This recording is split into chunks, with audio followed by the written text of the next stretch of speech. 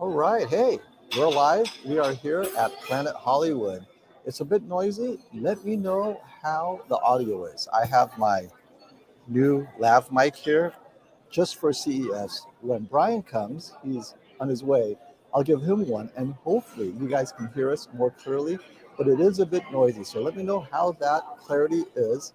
How's everyone doing? Cafe Hollywood, here we are, Planet Hollywood. And a lot of news have already been released, right? So we're going to go over a couple of surprises, a couple not so surprises, but still, I think it's exciting anyway and worth talking about. Oh, great. Thanks, Michael. Good audio. Okay, let me know if it gets too noisy. But I think if we can have these on-site discussions despite a little bit of the background noise, it gives it an ambiance, right? And then we could do this at the actual CES event itself. So, hi everyone. Happy New Year. Hope you all good. Hope you all good. Mm. Ah. So, this is the first time we've tried this live stream on site, and I hope it works out well. If so, we'll do a lot more of this in the future. The things that I had to go through to get this to work, you'll be surprised, right?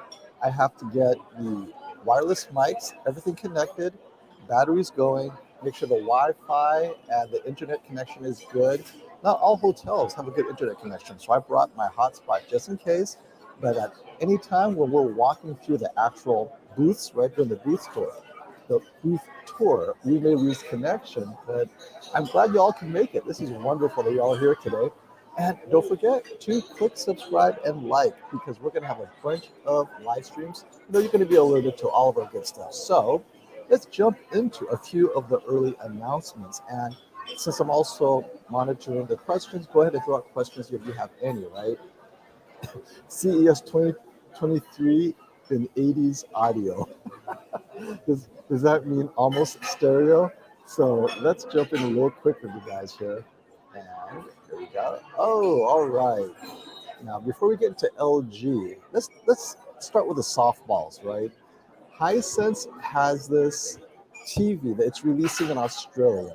Now, I don't know if it's going to come to the USA because last year's 9 Series did not, but I still have to bring it up because five 5,000 dimming zones. 5,000 dimming zones. That's like crazy. This is outdoing Samsung in terms of the number of dimming zones. I mean, this is pretty impressive. Now, this is an Australian release, we know. It is their updated 9 series. It comes only in the 75 and 85 inch size in Australia. And if you guys remember, last year, we didn't get the U9 here either. So the question is, will we get it this year? But more importantly, would you guys buy a 75 or 85 inch Hisense if it's around $2,000? And that may be the reason why they held back on these high performance Hisense TVs. And what I find also notable is TCL announcing their 2023 CES awards. But look at this. This appears to be a retread, right? The R655, it was already released. Does that mean we do not get a new 6 Series for 2023? And this TV, the C935, was supposed to be the 8 Series from last year. Does this mean we'll get it this year? So there's a bit of ambiguity here. I'll try to get some clarity. I'll meet with TCL tonight. So we'll talk to TCL, see what they say. But still, this for 6 Series is just a little disappointing because I could tell that Hisense is releasing a new TV this year already. Maybe this is a red herring. They're going to release an updated 6 Series as a 2024 CES awardee, right? But the 8 Series, the C935 that was available in Europe, I'm really looking forward to seeing this in the USA. And unlike Hisense, maybe they'll release this high performance mini LED in a 65 inch. So mini LED with a micro lens. I think you're just being greedy, John. It's not enough. It's a mini LED. The question is, would a micro lens help the mini LED? That's interesting. You know what? I never thought about that. Maybe, right? So let's jump in real quick. Say hello to everyone that's here. Let's see. Hey, hey. Wow, lots of new faces here. It's been a while since I've live streamed. So thank you for coming, everyone. Let's do a quick Lou Sequoia, Ryan's here, Buddy Love, of course, John Hooper, Michael Beckerman, Hamad Malik, thank you for coming by. Michael Cohen, Rajan Kapoor, oh, a lot of old faces. I'm glad you guys could all make it. And as we go through these list of announcements, there are a couple of exciting things. Hey, Sam, good to see you again, buddy. And Chris, always a pleasure, my friend. Always a pleasure. And look who's a videographer. Asaf now is a videographer. All right, let's go to the next. This is the big one, I think, right? Let's go to what you all been waiting for. LG unveils its G3 up to 70% brighter. Now, as you guys notice, what's happening here? They are not mentioning MLA by name, right? They're just saying 70% brighter. But as we say, if it quacks like a duck, walks like a duck, it must be a duck.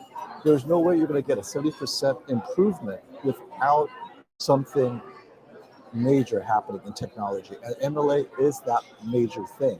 Taking those micro lenses, right? MLA stands for, let's see, LG used to call it Meta Lit Array. Then it became Meta Lens Array, and now, or maybe Micro Lens Array. So I guess they haven't settled on the actual technology name they're going to use. So instead, they're calling it Booster Max. Booster Max. I love it. I need to work with them on their marketing lingo. So the brightness booster max, it appears to be MLA, as you all suspect. Now, here's the thing that you have to remember: 70% brighter. So you notice there's no details, right? What does 70% brighter mean? Is it 70% brighter APL, 70% brighter at 100%, 70% brighter peak specular highlights? What does that mean? And is it 70% perceptually brighter, or is it 70% more nits?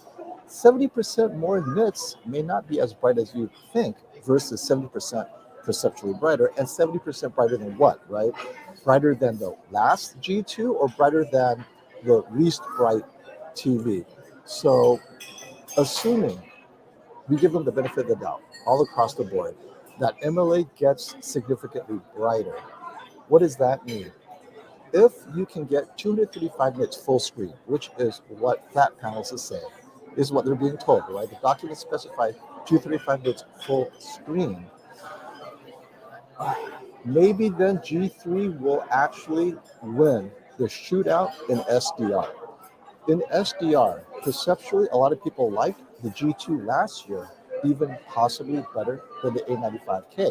However, because when you got that bright, its contrast, its color accuracy, everything suffered, right?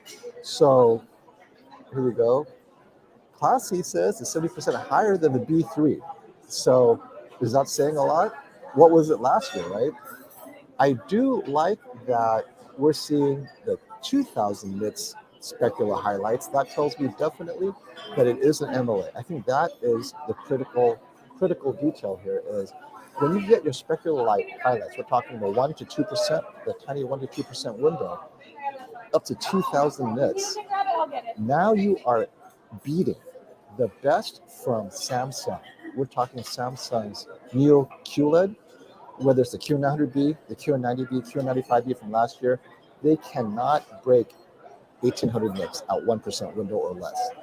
These OLEDs, if they can do that, I think it changes the game for creators. If you are an HDR creator and you want to really have that dynamic range in the same scene, 2000 nits on a candle against a dark background, that could pop. And that's something that a Neo QLED TV or QLED or miniLED just cannot do. You cannot get that tiny, tiny spark, that little star that's 2000 nits against a black background. It's just not possible. But the creator, the source, has to have that. So it's something that we need to tell creators, hey, take advantage of the display technologies out there. Because if they don't know, you don't know what you don't know.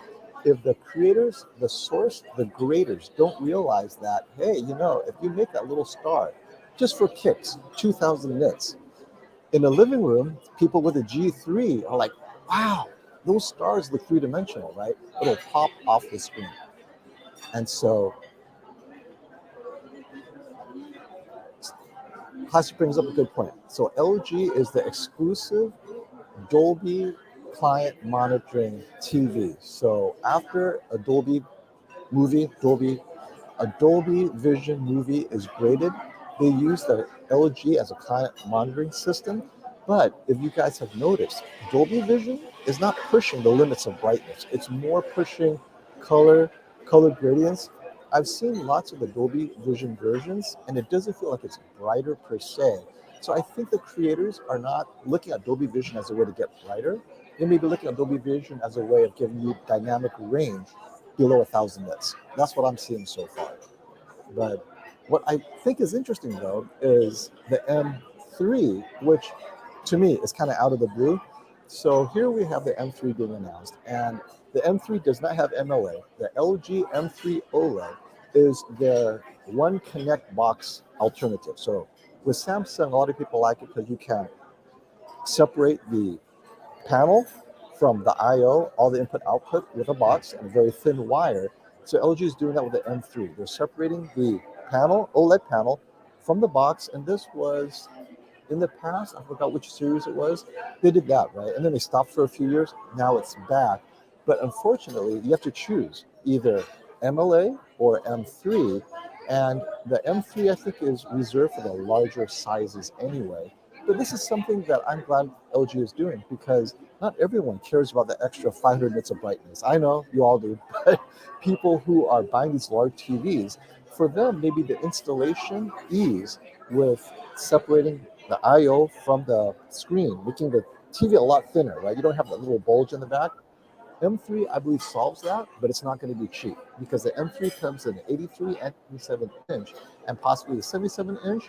These are more expensive, beautiful home versions, right? You have your $1 million home, get the M3, and now it's even more beautiful. The G3 is the high performance product now. So that's kind of cool. Definitely very cool. But Samsung's not standing still. Okay, we are going to have, this is going to be so much fun this year. QD OLED from Samsung Display, meaning Sony, Samsung, maybe Panasonic, maybe Philips, right?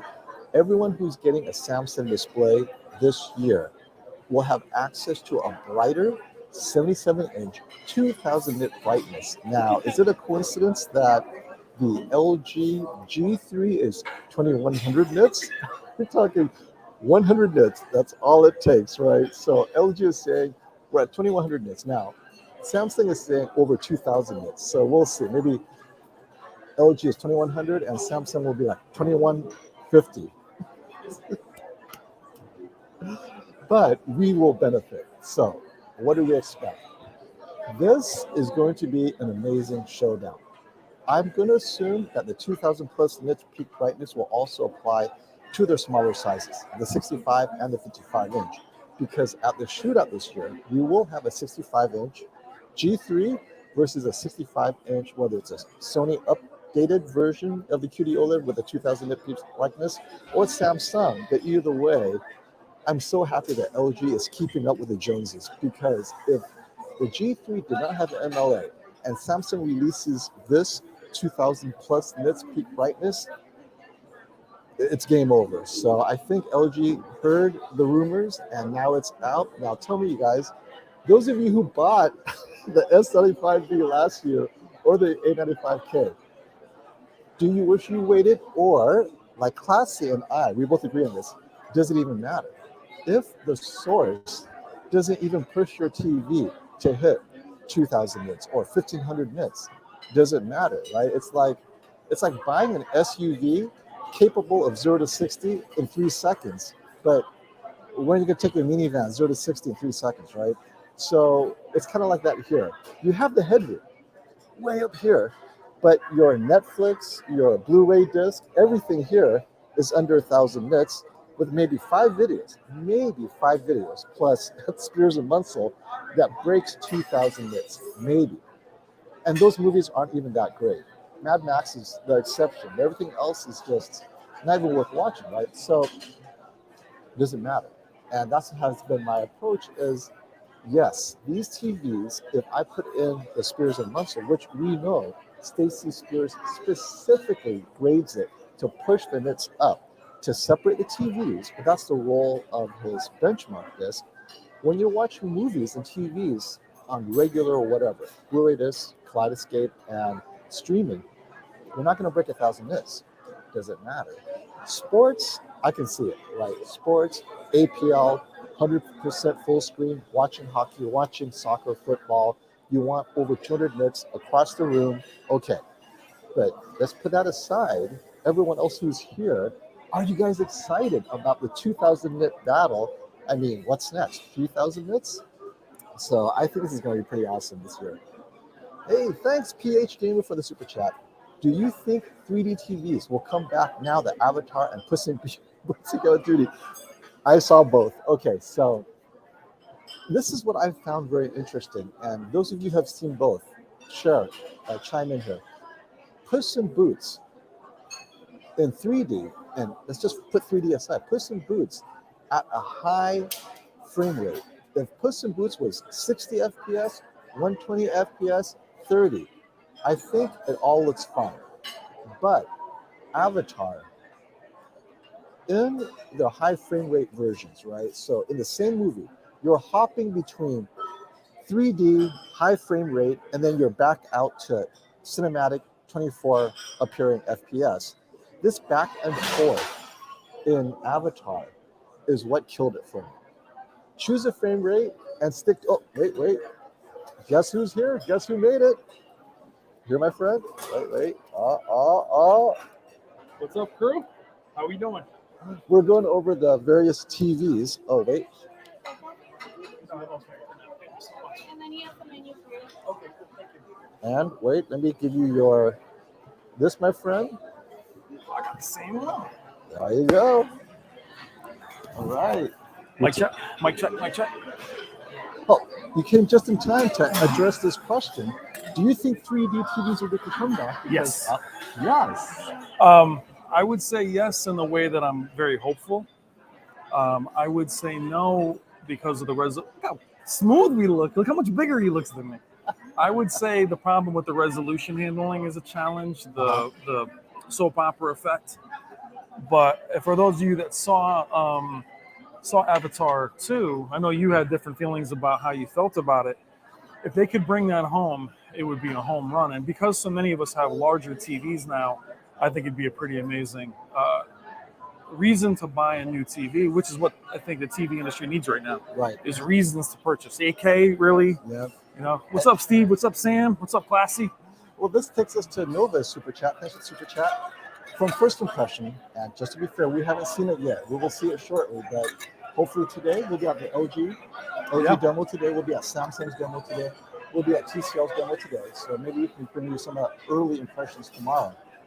From first impressions, would you consider an upgrade with this new tech if you bought a 2022 premium TV? Many of our friends bought the S95B, got the A95K, and these were not cheap. And then suddenly, he just got this G2. Should he be getting the G3, which does have the new MLA?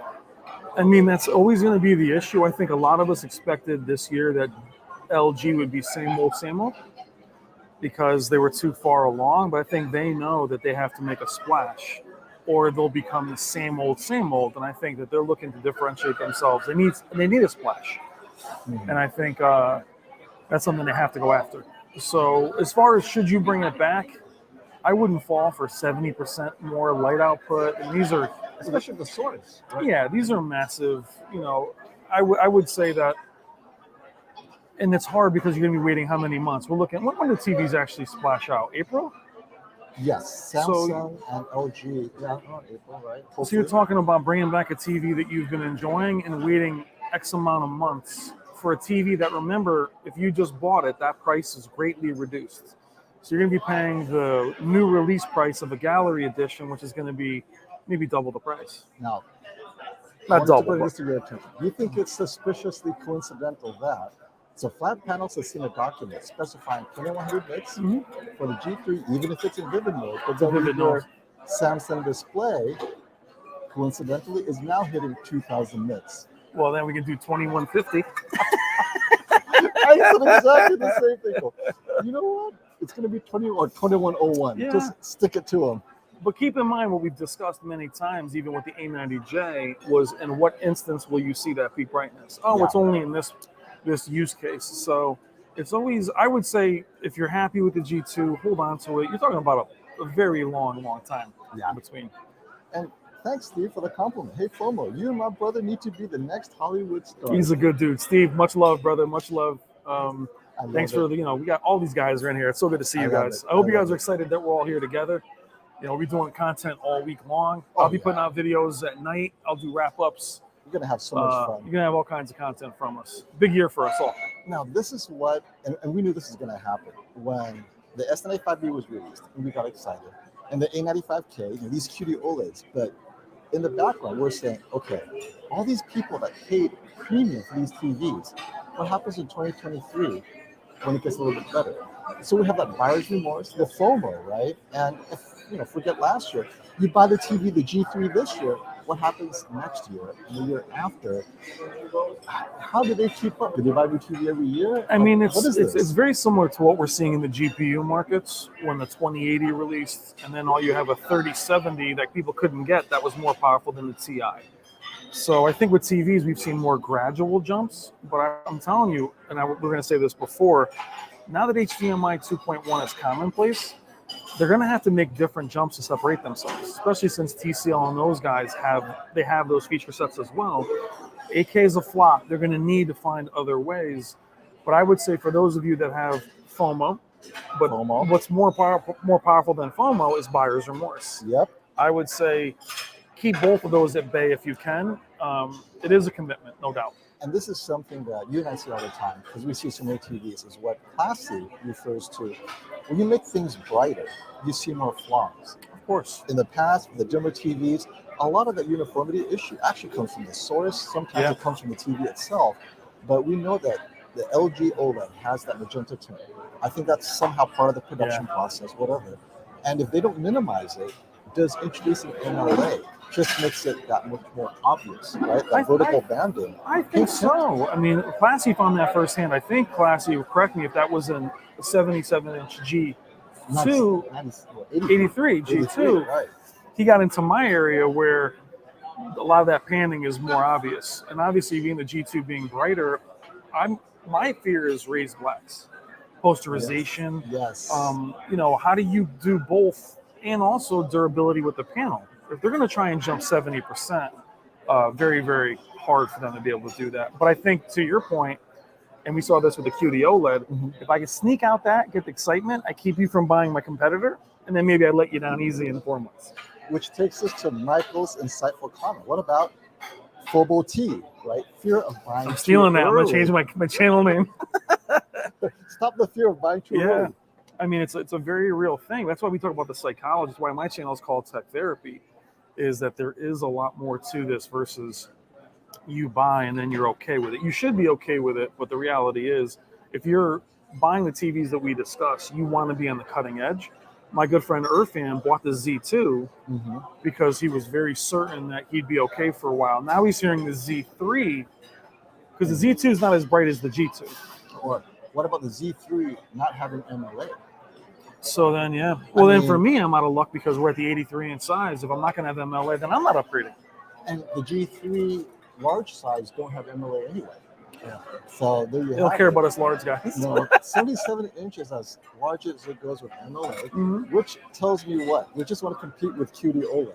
Because QD OLED doesn't have 83, so why is LG beating itself up to keep up with the brightness wars, right? But we talked about last year, and we are going to do a video together called 2022 being the worst TV year, is that the year started off with LG in front to only have the QD OLED knock it down, to only have the LG work itself back up to being the more consistent, more value-based proposition. Yeah. So. And this is very interesting, is that Sony, nothing from Sony. Yeah.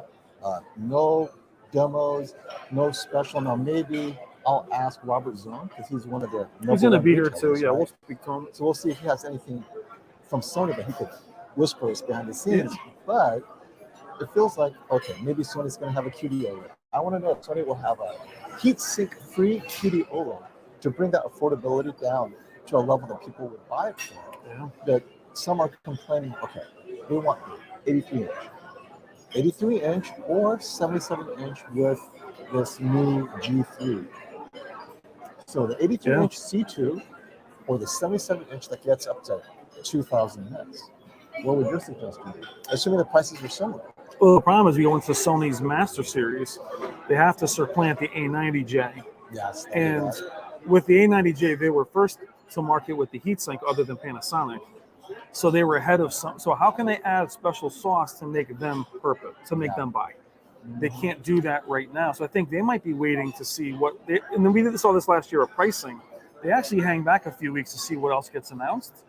They have to give you something different. The A95K was very expensive and didn't offer more other than the heatsink, which we learned was just protection, not peak brightness. Didn't do anything at all. So even though it was probably the best looking TV last year, to be double the price, very difficult proposition. I think for them it's twofold. Where do you go with 8K with the Z series? And now how do you replace the A90J? I thought the A90J when it came out was going to be 8K. And here's another. Thank you. You want to jump on camera? Come on. No, you don't. Haley, jump on camera with us. One interview and I got you. We're at Planet Hollywood. Now, Raider FPV has a good comment, and I tend to agree. Classing myself and you, we have this. Is MLA a solution? Because possibly lower viewing angles, right? Because with these glass lenses, it's very specific, possibly, and the glue, if it's not perfectly aligned, you're gonna have splotchiness. Is this maybe worth the trade-off? Assuming these issues are evident, but I'm wondering how desperate is LG to win the brightness war or keep up in the brightness war that they're now uniformity. I mean, this is uniformity, this is viewing angles. What is the compromise? Or maybe it's so awesome and so perfect, it was worth it. Yeah. Well, who's the other guy, Melanie? I'm Brian at Brian's Tech Therapy. So you can check me out. Who's the other guy? I'm Brian. You say Brian's channel. I'm just calling people randomly. Hey, come down, have but to your point, yeah, I think also the Evo panel, we saw that pink tint, it became a crapshoot. Yeah. Will that happen again with this? Will we end up where shipping has now become more dicey? We're talking about glue. We're talking about thin panels from the S95B being bent. Yep. So we get back into that panel lottery situation, which is very difficult. Melanie, check me out. Yes. Tech Therapy with Whisper Status. Whisper Status. But Brian's Tech Therapy will come Brian's Tech Therapy. Absolutely. Hey, Enrique, thank you for the super chat. Let us know what your question is. Dude, are you supposed to be driving? Bro, where you at? Hello, people. Sitting on a Frontier plane. Oh, he's flying. San Diego. So far, 2 mechanical issues. B, what's up, baby? My man's online in the airport. Send him a link. He can jump on the camera. Hey, Michael. Good to see you. Good to see you.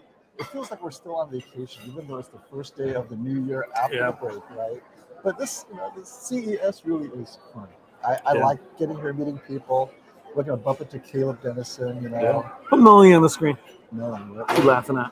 Where's she? She's down here. Put starring in it, Mel. Yeah, I mean, we're looking to bring lightheartedness to and us to hang out. I mean, I'm very, very happy to be here. So, Well, here's the theme that you were talking about. UK salutations. Hey, England. When will we see 12-bit panels and can find out what happened with the weird firmware rollout S95B? So let me address the 12-bit panels. 12-bit panel, I believe, is unnecessary unless. So what it's supposed to do is clean up all the banding, right? So 12-bit, the gradation, color gradation. Your source is the banding. Yep. Then the 12-bit doesn't necessarily solve it. No. So if your source is the one that's introducing the banding, then it's up to the processing to solve the banding. But if the processing does a good job, you don't necessarily need 12 bits. So yeah, I am personally, I don't know if 12 bits necessary because we got the brightness we need. Now 12 bits supposed to give you more color, saturation over a wider range of brightness, but the source isn't there. So and the number one thing, much love to the UK, is for the manufacturers, that is not a sexy way to market. So we marketed 8K, or HDR, brighter. when in reality, we wanted 12-bit, maybe even a 1440p solution many years ago. How does the consumer walking into the store, when they saw, remember even HD was true HD. 12-bit, most people outside of our communities are not going to care at all. So 12-bit actually, and then like to your point, a lot of us have seen that on PC. If it's content dependent, you're going to still see color gradation because they're 2K upscales. So we go back into our technology of sitting on the shelf, paying for it, and not using it, which is the real problem. But they can't market it, so I can't see them doing it. I think you won her over with your pose. Check me out, Melanie. Check me out. Please like and subscribe, share, hashtag, check me out. And the other thing that he mentioned was the firmware craziness of hello, the FOMO S95B. and Mike. That might be Hello, FOMO. Well, Mike. that might be the chick from Starbucks. Call me Mike.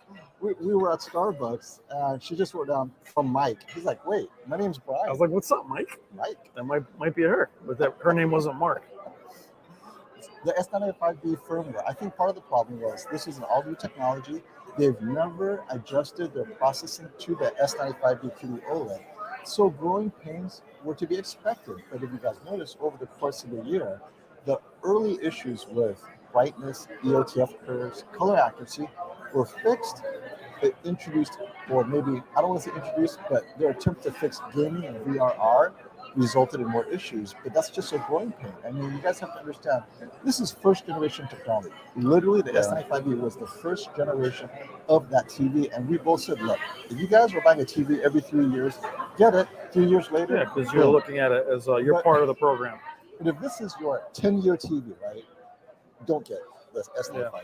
But we have to remember too, guys, the way the QD OLED released was it was supposed to come out at the beginning of this year or the end of last year, and they went in front of Sony, and it was kind of just thrown out there, which is why we had that very organic. When you opened yours, right? I do feel and there is a lot of talk of S95s burning in that stayed with that firmware update, the first one. So I think it was panel. I don't think it was nefarious. I think they knew that it wasn't healthy for the panel. Right. So they scaled it back. The problem is the panel that I saw that day, I never saw again.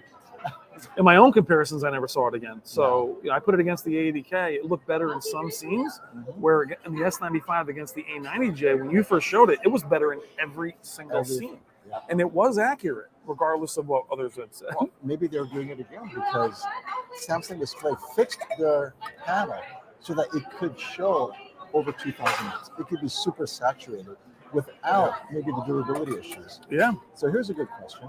LG C2, will it get the QMS firmware? So QMS firmware is when you're switching from, is it 25 hertz, 24 hertz, the source, England, UK, and then the US sources, the 50 hertz, whatever. It's 24, 50, flash, whatever.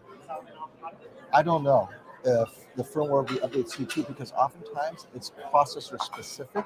We'll ask LG and we'll ask Robert, but my doubts are it will get the firmware update because normally if it does, they'll announce it, but we'll see. I think LG's announced that they're actually, is this a new processor this year? Whole new processor? Yeah. I mean, that's the second processor in 3 years. They've changed. Usually they update it. They're doing it every year now. This was in every, So, I mean, I think that's, which is tough for us in regards. So I saw the C1 wasn't getting the updates the C2 was getting. Typically, you'll see them share. Yeah. So I think you can look at your TV being left behind year to year. And the pattern they're doing is the latest processor will be then used in their B series the following year. Yes. So, or their QNED series the following year. And thank you for the super chat, Andy Block. Hi, FOMO and Brian. I have the original LG 55-inch E950. Is it worth upgrading to the G3 yet? I think at this time... EF950. What's the 950? Is that one of the older OLEDs, Andy? Is that if your TV is that much older, and if it's not OLED, absolutely. So first of all, if it's not an OLED TV, the G3 will blow you away. Actually, the G2 will blow you away. Get the G3. Get the G2, save some money. You'd be like, wow. But if you have the budget set aside anyway, of course, get the G3, get that. But wait until we see how MLA or that micro lens array, metal lens array, does it affect uniformity, those issues, and then you could get it because if you're jumping into a first generation technology, in this case, that MLA is We don't know what it's going to be about, Yeah. right? Stick to the G2 if that's the case, because that's a solid TV. Yep. And if you want to get the G3, I say everyone who's considering the G3, hold off. Let's see how MLA is in practice. Right? Yeah. Or you're just cleaning the screen and you're moving the lens, and suddenly the lens starts to Blinds you.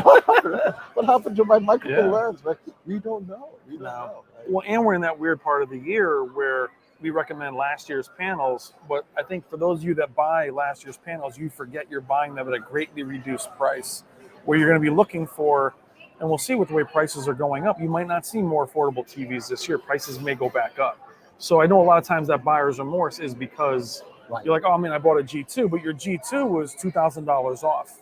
Right. Keep in mind, you want the G3, you're going back to the original price. Yes. And that becomes another whole year. So you are buying something. So the fear of missing out on buyer's remorse is a tough balance, but you bought it at a discount, which is so important.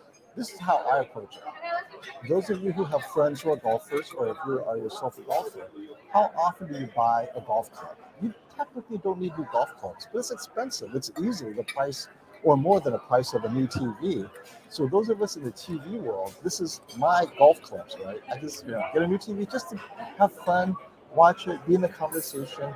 It's what we enjoy doing, and it ends up being a discretionary spending. You're buying a new TV every few years because you just enjoy this new technology, just like you get a new set of clubs every few years. Yeah. So that's how I approach it. But the Micker up here had a good thing. Content is falling further behind. Yes.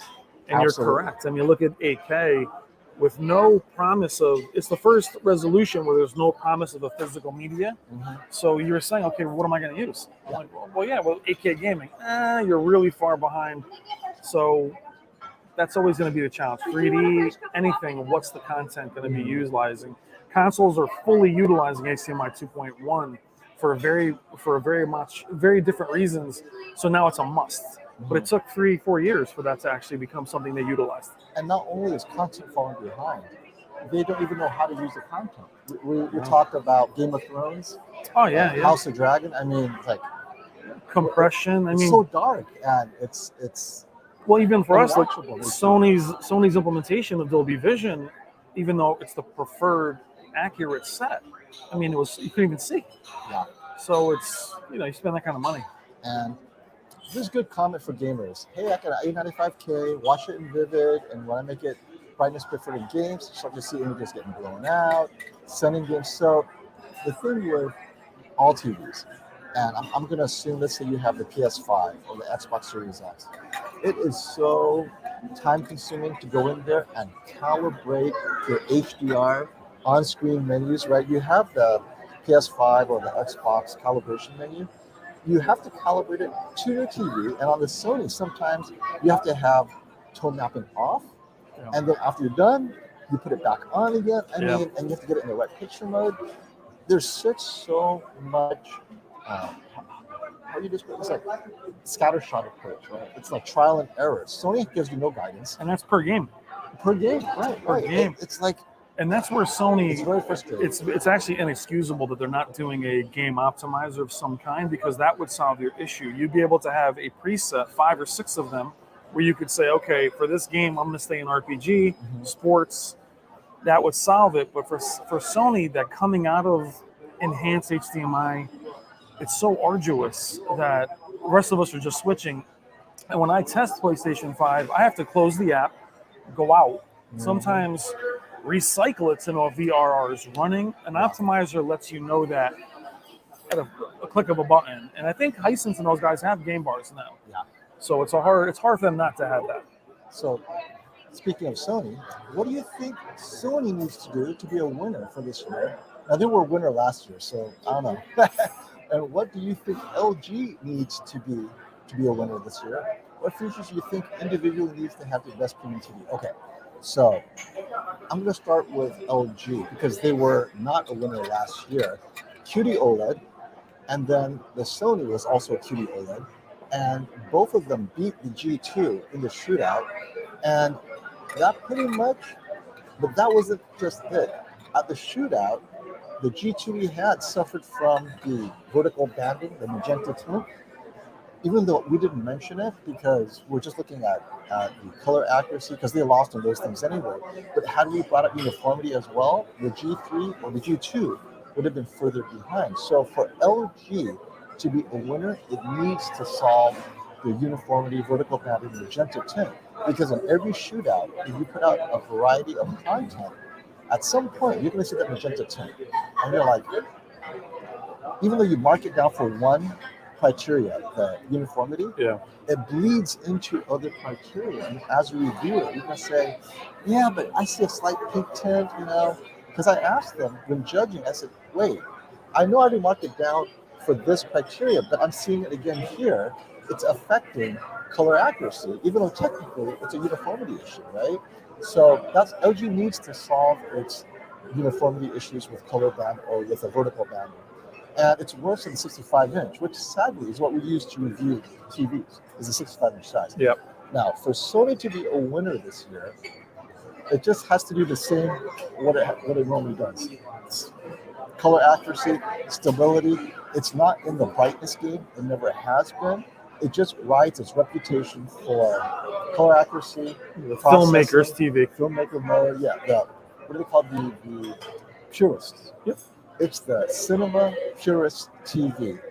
It just needs to follow that, and it will continue to win over critical judges who use reference. However, most consumers will prefer the Samsung, and so LG is going after that market. So Punchy, vivid, 2000 nits. It needs to beat Samsung to stay in that mass marketplace. What do you think? that's why Nova's question is excellent. They didn't win anything. They won the purists in the shootout, but in terms of sales, they didn't win anything. Yeah. So in theory, I think they're losing. Sony is losing. Their lack of 83-inch A90J or A80K hurts them. A lot of times their TVs cost more than TVs with more features, whether they're more HDMI. We'll see if they have more HDMIs this year. I don't think they won at all. They won as far as the purists and the enthusiasts, but that means nothing in terms of corporate. Right. So as for me, LG is actually sitting pretty because their C2 has become the bargain high-end model that the others don't have. Yep. So when it comes down to the 80K versus the C2, C2 offers way too many features to recommend the 80K. And it was for a while more expensive. Sony's too expensive. They're buying their panels from other companies. So I think they have to get back into features, get back into differentiating themselves from the others versus I'm just the purist. Embrace gaming would be a huge one for them. Speaking of gaming, are you guys excited? Thank you, Creator's Hand, for the super chat. You guys excited to see the new OLED monitors? Pre-ordered the LG 27-inch Ultra Gear OLED monitor. So excited to see what 2023 has to offer. So this is a whole different world now in terms of OLED, high refresh rate OLEDs. I think that's the game changer because OLED is already awesome. But a gaming OLED, now you're going to raise its VRR, refresh rate. You don't know how it will perform in real life. I'm excited about Samsung's Studio version. That's the Apple Studio Mac. Yep. The Apple Studio Display. Samsung's introduced their competitor to the Studio Display. The Studio was a big problem, though, right? There's a lot of issues with it. It was not. Wasn't cost effective. Too many bugs. Yeah. Yeah, it was expensive. And Samsung, well, I think after a couple of firmware, things started working better. But Samsung said, "Wait, we can do this better." Yeah. So I'm excited about that because I'm a creator's hand, and I want good accuracy. I don't want gaming issues. I don't want uniformity issues because I use it for creation. So I have an OLED monitor for creation. I have the inkjet printed RGB OLED from Asus, the Pro Art, which is very similar to the Ultra Gear, right? And I have this 27-inch. It's phenomenal. I love it. But what are your thoughts on the gaming monitor? Have you moved away from gaming monitors now? Are you only gaming on TV? I only game on TVs now. It's the size, and I think over the years, even the best monitors were always IPS fast response time. The best part about the OLED monitors is getting all the contrast ratio, all the picture quality with the speed. So I'm all about it. I game on TVs just because I game at 83. So I'm not a monitor guy. But I'm excited for the PC community to get OLED monitors because the picture quality and that immersion brings the games to life, and you get the speed, because it was always the IPS speed and the cleanliness, but you really had the gray blacks. You had a lot of, and monitors were known for having not blooming, but the backlights were always terrible, color problems. Now you're getting the best of what NVIDIA and AMD can do. That's why OLED, I mean, really, it's a great market for LG to be in. And ironically enough, when we spoke to LG, it was about burn-in being a fear, but they've really taken the gaming mantle and ran with it even before Samsung having an NVIDIA G-Sync. So they've really become the gamer's TV, then I think followed by Samsung. Now, And Sony missed that opportunity. Terribly missed that opportunity. when is the best time to buy a TV? Thank you, MC, for the super chat. So, depends what year. Last year's TV, approaching Prime Day, is the best time, or Costco almost any time. Yeah. Right? But if you want to get the most current model is Black Friday or just before Black Friday. After Black Friday, the prices don't go any further down. Then you're going to have to wait until the following year, closer to Prime Day. So Prime Day, Black Friday, depending on which model year you want. But here's one that I wanted to hit. Oh, well, let's get a super chat first. Hey, Jasmine Lee. Should I wait for the Sony 8K Z series? Now, you've seen all these Z series for the last 3 years, right? Yep. The various 8Ks and so All forth. of them, Z9F, Z9D, Z9G. Is it worth waiting for? I will say this, they are amazing, but they're kind of, the fact that 8K isn't something they can, I don't think they've even conquered YouTube 8K yet, or making it something that they YouTube, can. No, YouTube. So Yeah. so what you're paying for is the very best Sony LED, mini LED they have to offer. Going in that it's just very expensive for what it is. The big conversation was the 85-inch X95 versus the Z9K. Was a big conversation. Yep. And you are buying it for the prestige. You got to be very careful with prestige. The Master Series LEDs, I would say, even the return of the backlight master drive, as much as I was happy that it was back, it didn't separate itself as much from the Z9J. Z9J would be the one I would choose right now. But great question before that about when to buy. My thing is to buy once the new TVs come out. You can decide between last year's model and this year's model. If this year's model doesn't impress you, I don't wait till Black Friday. It's only a couple $100. Go back now and grab your C1s or your C2s or your QN90Bs. We did that. QN90A last year was a steal. It's a steal. So once we saw that the Q90B came out, you say, yes, I need that. No, I don't need that. Then you go back to last year. When you wait till Black Friday, you're committing to this year. A lot of things that people didn't realize was the QN98 had the old Tizen, the Q90B had the new one. It was the new Tizen that made it a lifestyle problem. It was an ownership issue. It had all these firmware updates. The Q98 was so solid. And that's one that I tell people, look, if you're getting it for $1,100 for a 65-inch, get it, But back to Jasmine, what I would say about the Z9K or the Z series, I would definitely wait to see what they're going to announce. But if they're being too hush-hush, if you're looking at that level, there's no problem waiting because you're going to spend a huge amount of money. Still wait till what they say. If it sounds like market speak to you, I would go back. But keep in mind, Sony does favor shadow detail. Blooming, even at that level, is more obvious than you'll see on the QN900B. So, they're running out of ways to solve that, and things are getting more, they're worrying more about making them more elegant versus solving that. Now, one thing I want to tell people is you can't have 393 people watching. Thank you, viewers. Hey, wow, that's a lot. Right?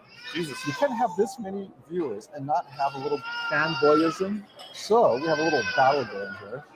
We have iCypher 4, all the jackasses that were saying OLED is obsolete. I'm getting the S95B. And then, of course, what? OG Plus. But let's revisit this because I have to say, I can totally see them fighting out in the streets. Did we not say when we saw the S95B, when it came, the first thing I said is, it's game over.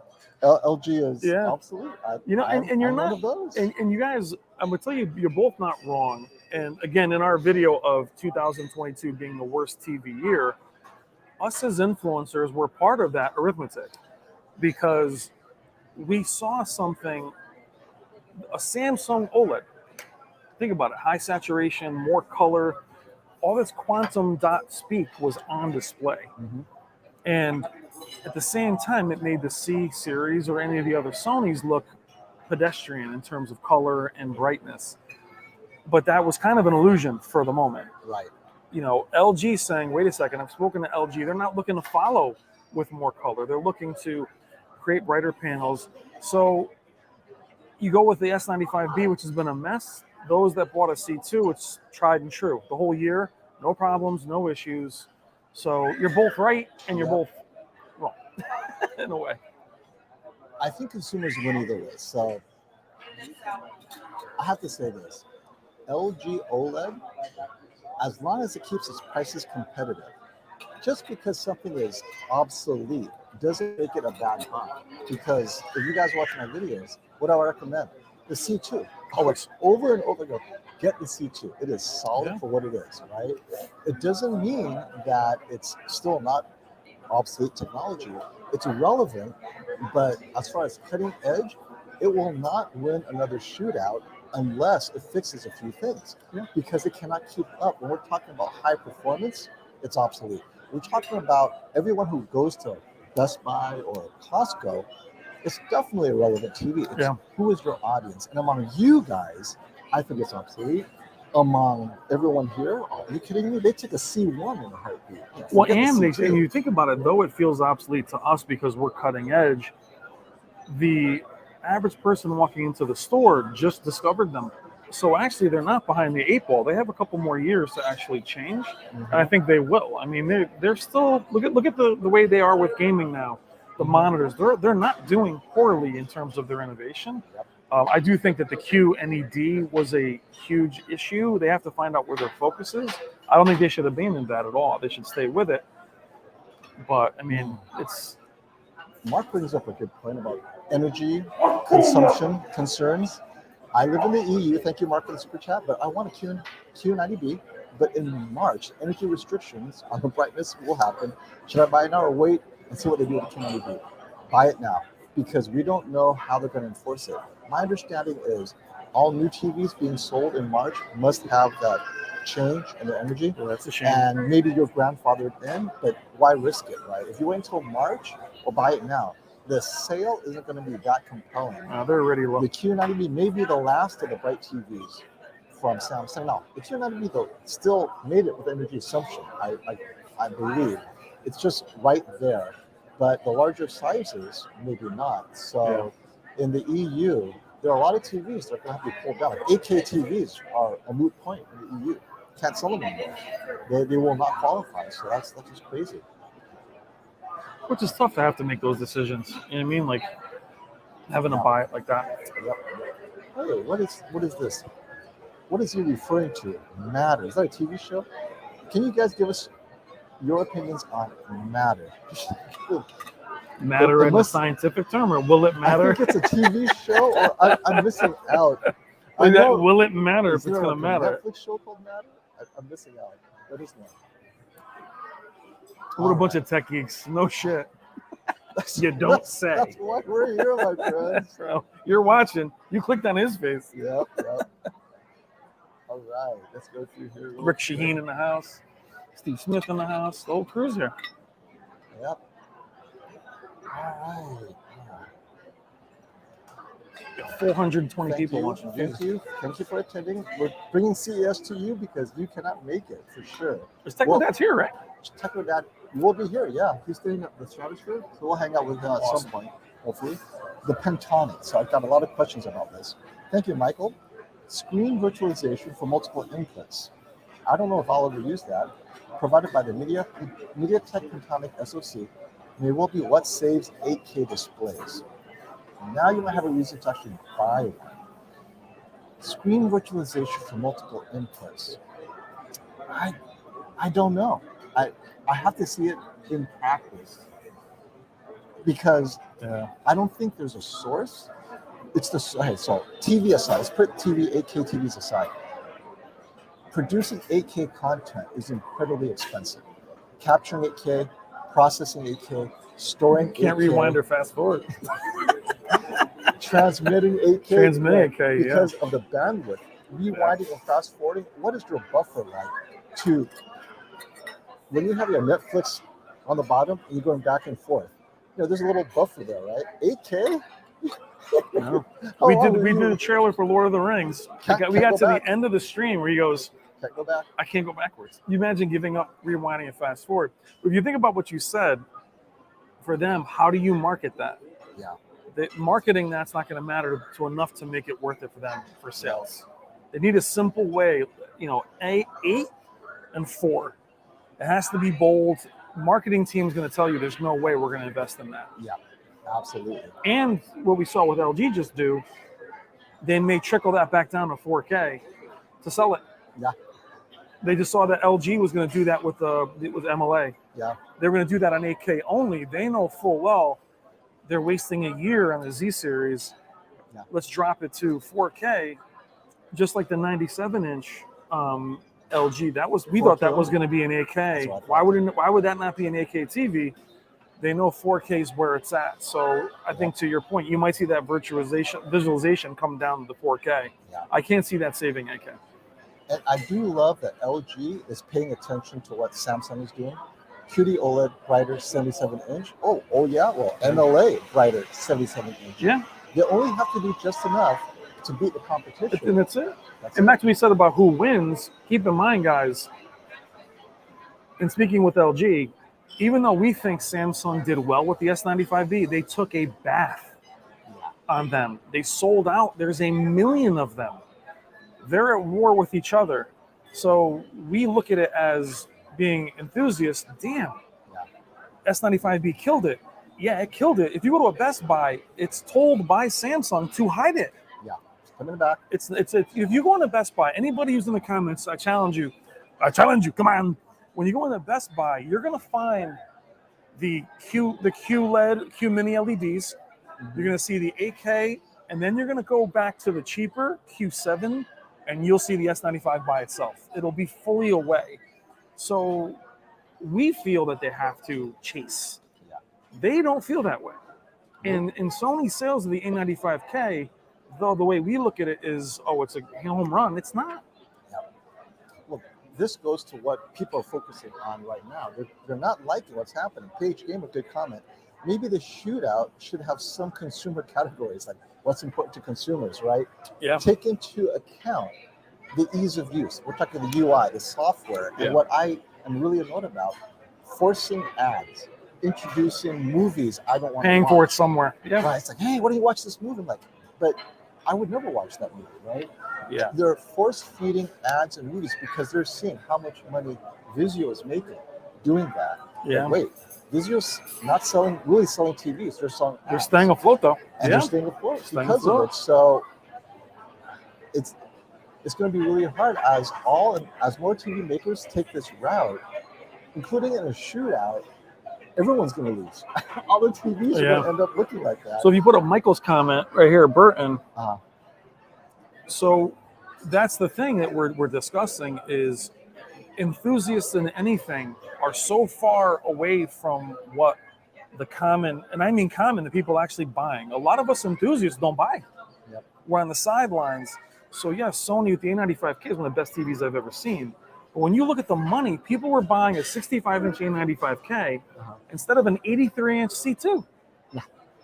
So there's no way, as beautiful as that TV is, that it can compete with something like that. So you have superstar good looks. Look at this. Guys, can you get Planet Hollywood to take your picture and hang it on the wall? Then you could sit there, same seat next to you. Let's see who's there. No, that's me. That's he didn't say me. He said us. We should be filming. Are you guys liking the stream? Are you liking that? We're gonna be covering things like this all week. So it's gonna be amazing. Yep. Oh, thank you for the super chat. Oh, buddy, what's up? For lunch. Thank you for everything. Oh, are you out for lunch? Are we keeping you company, my friend? Nice, thank you, buddy. Thank you. I think for all of FOMO and I think we're so proud of the communities that we have and the friendships. Seeing the same group in here is amazing. Right. Switching servers for this section. Do you mind if we close out the No, You not guys at can all. stay. Sure. Let me close it out. Haley, come sit with me. No. Come on, just say I hello. wish I could. Why not? Can you Just take go- a We're gonna picture get and it put it up there? we got 416 people watching. You want to come hang no, out? we're good. No, you're good. We should be superstars, right? No, I used to be a general manager for McDonald's, Uh-huh. and at the store that they gave me, it was a training store, like when they first brought the kiosks and stuff. So we did the video for that, so that way they could take it back to Chicago. So you were a So I love trainer. You had your moment. I got you. Is there any talk of lower prices on the larger TVs? So the answer is always yes. You're going to have lower prices. However, because the 97-inch production volume is so small, it will be a while before we see 97 inches go down. And that's where I think something like TCL, That's where they're going to get. slide right in Yep. and say, let me get that before you do. Yeah. But as far as a very delicate panel that size, You want me to take the plate? Yeah. Do Please, you want a thanks. new coffee or you're good? Want coffee? I'm okay. You Thank want you so coffee? much. No, I'm good. I got a pre-workout right here. I think it's going to be very hard for them to justify dropping that in price. Yep. And then plus when you look at, when we unboxed the 97-inch, it's on a pallet. The way it's shipped is expensive. I don't see that happening as something that's affordable. Right now, I think it would launch at 28,000, 25,000. 27,000. Yeah, I can't see it being 12, even 12,000 if that's what you would consider affordable. And that's where the laser TVs are going to start encroaching. Hisense, $4,000, 98-inch TV in Australia. Wow. Yeah. Well, and you look at Costco, you have those Hisense short throws. They're selling, I think, for 4,000 with a screen, 120-inch screen. So it's going to be a hard sell. And the hard sell for that size, guys, keep in mind, that's your TV for life. You know, we talk about phone. I always talk about giving whoever your former TV. What are you going to do with a 97-inch TV? You're going to give that to your neighbor? You're going to be able to sell that and then transport it? So for me, even though I love big TVs, anything over than 85 is a lifetime achievement award. You're dedicating that to your your This wall. is a good question from Galde. Is the color luminance going to be increased with the LG Thank you. MLA, I assume you're going to say, right? Maybe it's MLA, middle lens, micro lens array. Yes. Even though the lens is just passive, it's not actively doing anything, but it's supposed to focus more of that light, more of that color directly to your eyes. So your overall color saturation should go up, in theory. But we'll have to see. Who knows, right? Yeah. It's you're adding an extra layer, but it's a lens layer, it's a glass layer. Oh, another good question I forgot to mention is, last year people complained both the S95B and the A95K did not have a polarizer. So when you have it in a bright room, lit up. And not only that, ratings said that if the scene is so bright in the TV, it lights up the dark area around it because it's actually affecting the black purity.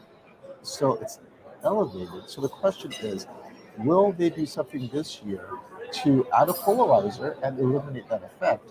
And so let me just start with this, right? So what you guys see as consumers, one thing. The engineers purposefully removed the polarizer because in their tests, better color saturation, brightness, and just the performance was better. However, it was all done in a dark room. Adding a polarizer in that same dark room, your performance will drop. However, in a bright room, performance gets better. Trade-off. What are your thoughts? I mean, I would say where we could, I didn't see much of the, I mean, I noticed that in store when it was off, you could see it was gray. We saw in the shootout that it was gray. It was explained away as not being something we'd see in content.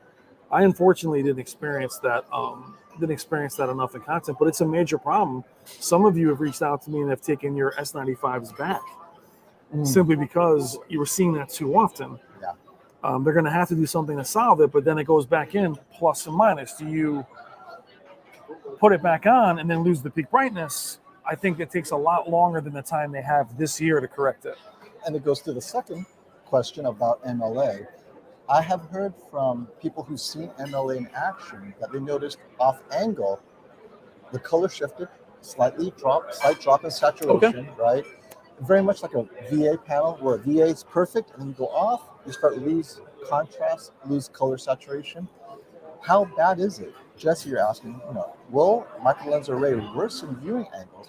The answer is yes, but how much? Is it noticeable? Is Yeah. it worth the trade-off? Thank you. I can guarantee you guys this. Most people don't even notice off-angle view retouching. I know so many people who have Samsung Q90Ds, Q90As, Q90R. They never even notice that when you go off-angle, the color drops. It's not until you draw their attention to it, and they go, oh my gosh, I cannot unsee that anymore. When you had your super bright Samsungs, did you know that off-angle, the saturation dropped? No, but this is the challenge is at a certain size you don't, because the viewing angle is much larger. You're dead center. But for people that are going to have 65 in a decent sized room, all of your chairs are going to, some of them are going to be off even this much. You can see the difference in it. For LG, that's a feature.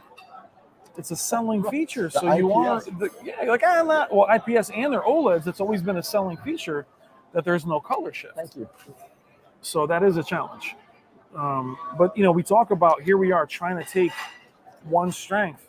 There's no way to go 70 nits brighter and not lose something. And that's going to be interesting to see what that's going to be. Raised blacks is my biggest fear.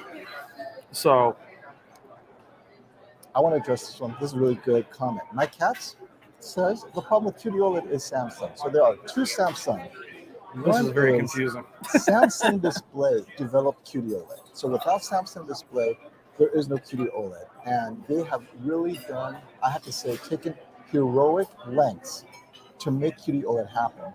They shut down all of their LCD manufacturing. They convinced leadership at Samsung Electronics to let them spend billions on this untested, unproven technology, and they came through.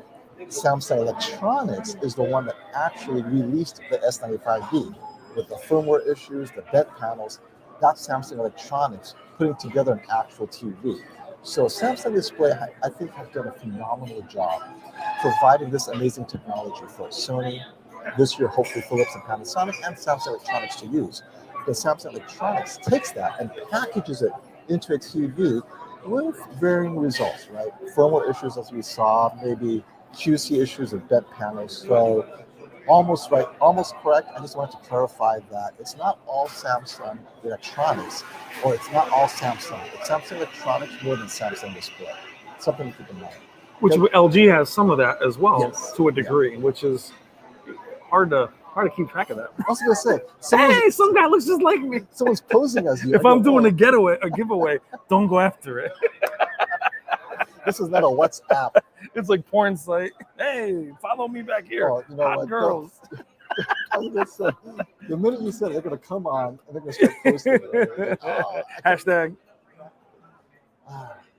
Don't forget to please like and subscribe my channel, guys. I think this is worth it. I know not all of you are sports fans, but both Brian and I are football fans. Yeah. Brian called me and says, hey, you saw what happened to the Bills player? Like, what happened? He got up 3 seconds and he's down, cardiac arrest. And I had to say, I first I thought it was some kind of concussion or whatever, and it turns out it was just a heart attack, right? And I have to say, it makes you stop and go, wow. I am so thankful to be alive. Prayers to him and his family. And it's just crazy how you're literally at the top of your game. 24 years old, yeah. You're a safety, you're a defensive back in the NFL, one of the most elite athletes out there. 3 seconds later, you're in the hospital, critical care. And it's a reminder that, it's all fun and games, right? You got to have fun with what you do. And he was living the life. His name was, appreciate every second you got. And what's so, for his craft, let me find his name. For him to be a starter, I think it's only his second year. Damar Hamlin, only his second year, he became a starter. His family was there. But taking life for granted, here he is an elite athlete and suffers that. And it's such a, it's just horrible. You never know. And it kind of goes into what we talk about here. if you let even this technology stuff rot you or get you to where you're so negative about everything, it eats you up. I get that all the time. And you find that, and that's what I think is so great about having communities like ours, is you can hash it out. But I know better than anybody. You get that buyer's remorse. You get home. You get angry. You start getting angry, and then you die on that hill, and you're realizing that as things improve technology-wise, it should be something we're excited about versus dying on that hill. So, speaking of dying on that hill, ASAP, what's up, baby? Figuratively, stop the promo. When will Samsung support Dolby Vision? Will Samsung die on that hill? They'll die on that hill, and they should. Why? You know why Samsung has such market share? Mm-hmm. They say to themselves, I'm paying for what? Don't need it. As we've discovered Dolby Vision, we always had this 4,000 peak brightness thought for Dolby Vision. People are seeing as Dolby Vision as being, it's nice, but what Samsung showed us with the S95B is a brighter QD OLED looked better. Yeah. With HDR, just HDR10, not HDR10 Plus. They look at it and say, what's the point? And they're definitely not paying for it, that's for certain. If it was free, they go for it. I think this is an important question. HD Movie Source, thank you for coming on, my friend. Hey guys, apart from nit count, which is all everyone talks about, 2,000 nits, 1,800 nits, 70% brighter, are there any new features coming on TVs this year? And I think he means features that are other than brightness, that are tangible. To black levels. So yeah, we'll start with Samsung. They're calling their QD OLED True Black. What does that mean? Does it mean they're adding a polarizer? So this is what people have been asking. That's interesting. That would be saying, Samsung has just trademarked a True Black feature for their TVs this year, unique to QD OLED possibly. And does that mean that they've added a polarizer? So they'd be smarter to make that for their whole lineup. For True Black, true that. Or the opposite side of True Black is black crushing. Yeah, that's the other complaint of QD OLED. The Sony A95K ratings gave it a downgrade because of black crushing. And this is the winner of the shootout. People complaining, or people meaning ratings and his crew, didn't like the black crush. Well, we found that also, but even with the C8 and those guys, having more black crush, it gave OLEDs more pop. Yeah. The more OLEDs raised the blacks and got rid of the crush, the more samey they looked. So almost the crush we see with some other SDR content made it more saturated. Oh my God. Yeah. But you lost the detail. No. But to your point, or for your question, HD Movie Source, I think you're going to hear a lot of speak of processing. Mm-hmm. And though they've gotten so much better with processing of lower bitrate content, I think you're going to hear a lot more of that this year, which is so hard to prove, but I think you're going to hear processing. It's the quickest one to be able to talk about and not really show. And since you mentioned another feature unique to the LG M3 this year, unlike previous years, last year, the year before, they're reintroducing that external box for your I/O, right? You connect everything to the external box, and then your TV soundbar connection, thin, right? So if that's important to you, you have that. It doesn't go much to image quality, but it's definitely use. I think with image quality, we're pretty much there. Yes. For most content, we're talking Netflix, streaming, regular Blu-ray, SDR, you're there. I can't imagine it getting better. Getting better is brightness in a bright room, watching soccer, watching hockey, skiing, and you're in a bright room and you need that extra brightness. OLED isn't there yet. And will the reflection handling improving? And your APL, is it enough to get you there? Maybe. We have to see this in person, because how is there going to be any issues with automatic brightness limiter when you see that brightness? Oh no, that's too bright. Yeah, it's going to break. You can't control it, And if you think about when you're looking at movies, a lot of times you're in that 300, 400 nit to make things more accurate. You very rarely see that 2000 might be some quick flash in a movie that you're watching for 3 seconds. Now, here's a good comment though. Dolby Vision, Top Gun Maverick, shot in Dolby Vision, graded. It's like native Dolby Vision. Mm-hmm. It doesn't make a difference. And Samsung didn't do it. Now what? So that's a good point, Michael. But how much better is it with Dolby Vision? So here's the question. I haven't done the test yet, but if I have the Sony A95K Dolby Vision Maverick and the Samsung latest QD OLED, regular HDR or even SDR, right? Is it better or just different? And I think that's something that we have to talk about. Is different better? Because Dolby Vision in that case would be different. Or maybe you would say, no, it delivers a creator's intent. That's better. it needs to deliver the creator's intent. And I think if there are more movies in Dolby Vision, Samsung might make the move. But right now, it's still an afterthought. Well, but Dolby Vision, well, I mean, Michael, it's a great question, but in their thought, they didn't benefit from that movie selling. So for them, you're still buying a Samsung for its look, what it provides. Dolby Vision, if you again get out of our enthusiast suit for a minute, Dolby Vision is not something anybody cares about outside of us. Mm-hmm. It's not an addition, and we've seen Dolby Vision is darker. In a lot of scenarios, Netflix, it's tacked on. Mm-hmm. It provides nothing but being darker, and Samsung kind of laughs at that. So I don't think they need it. To them, they're like, you want a darker image, darken it. But it hasn't added more color as promised. Their quantum dot does. I think that's the way they look at it. And I understand your point about it being the best-selling movie. That doesn't create numbers for them. So, Ben Vito has a good question. What is the best 83-inch OLED TV? Should I wait? So let me address 83-inch. When you get that large, image quality is one thing. Now you have uniformity issues. The larger you go, the more likely you're going to see banding. Yeah. Then the question is, which TV has the least banding?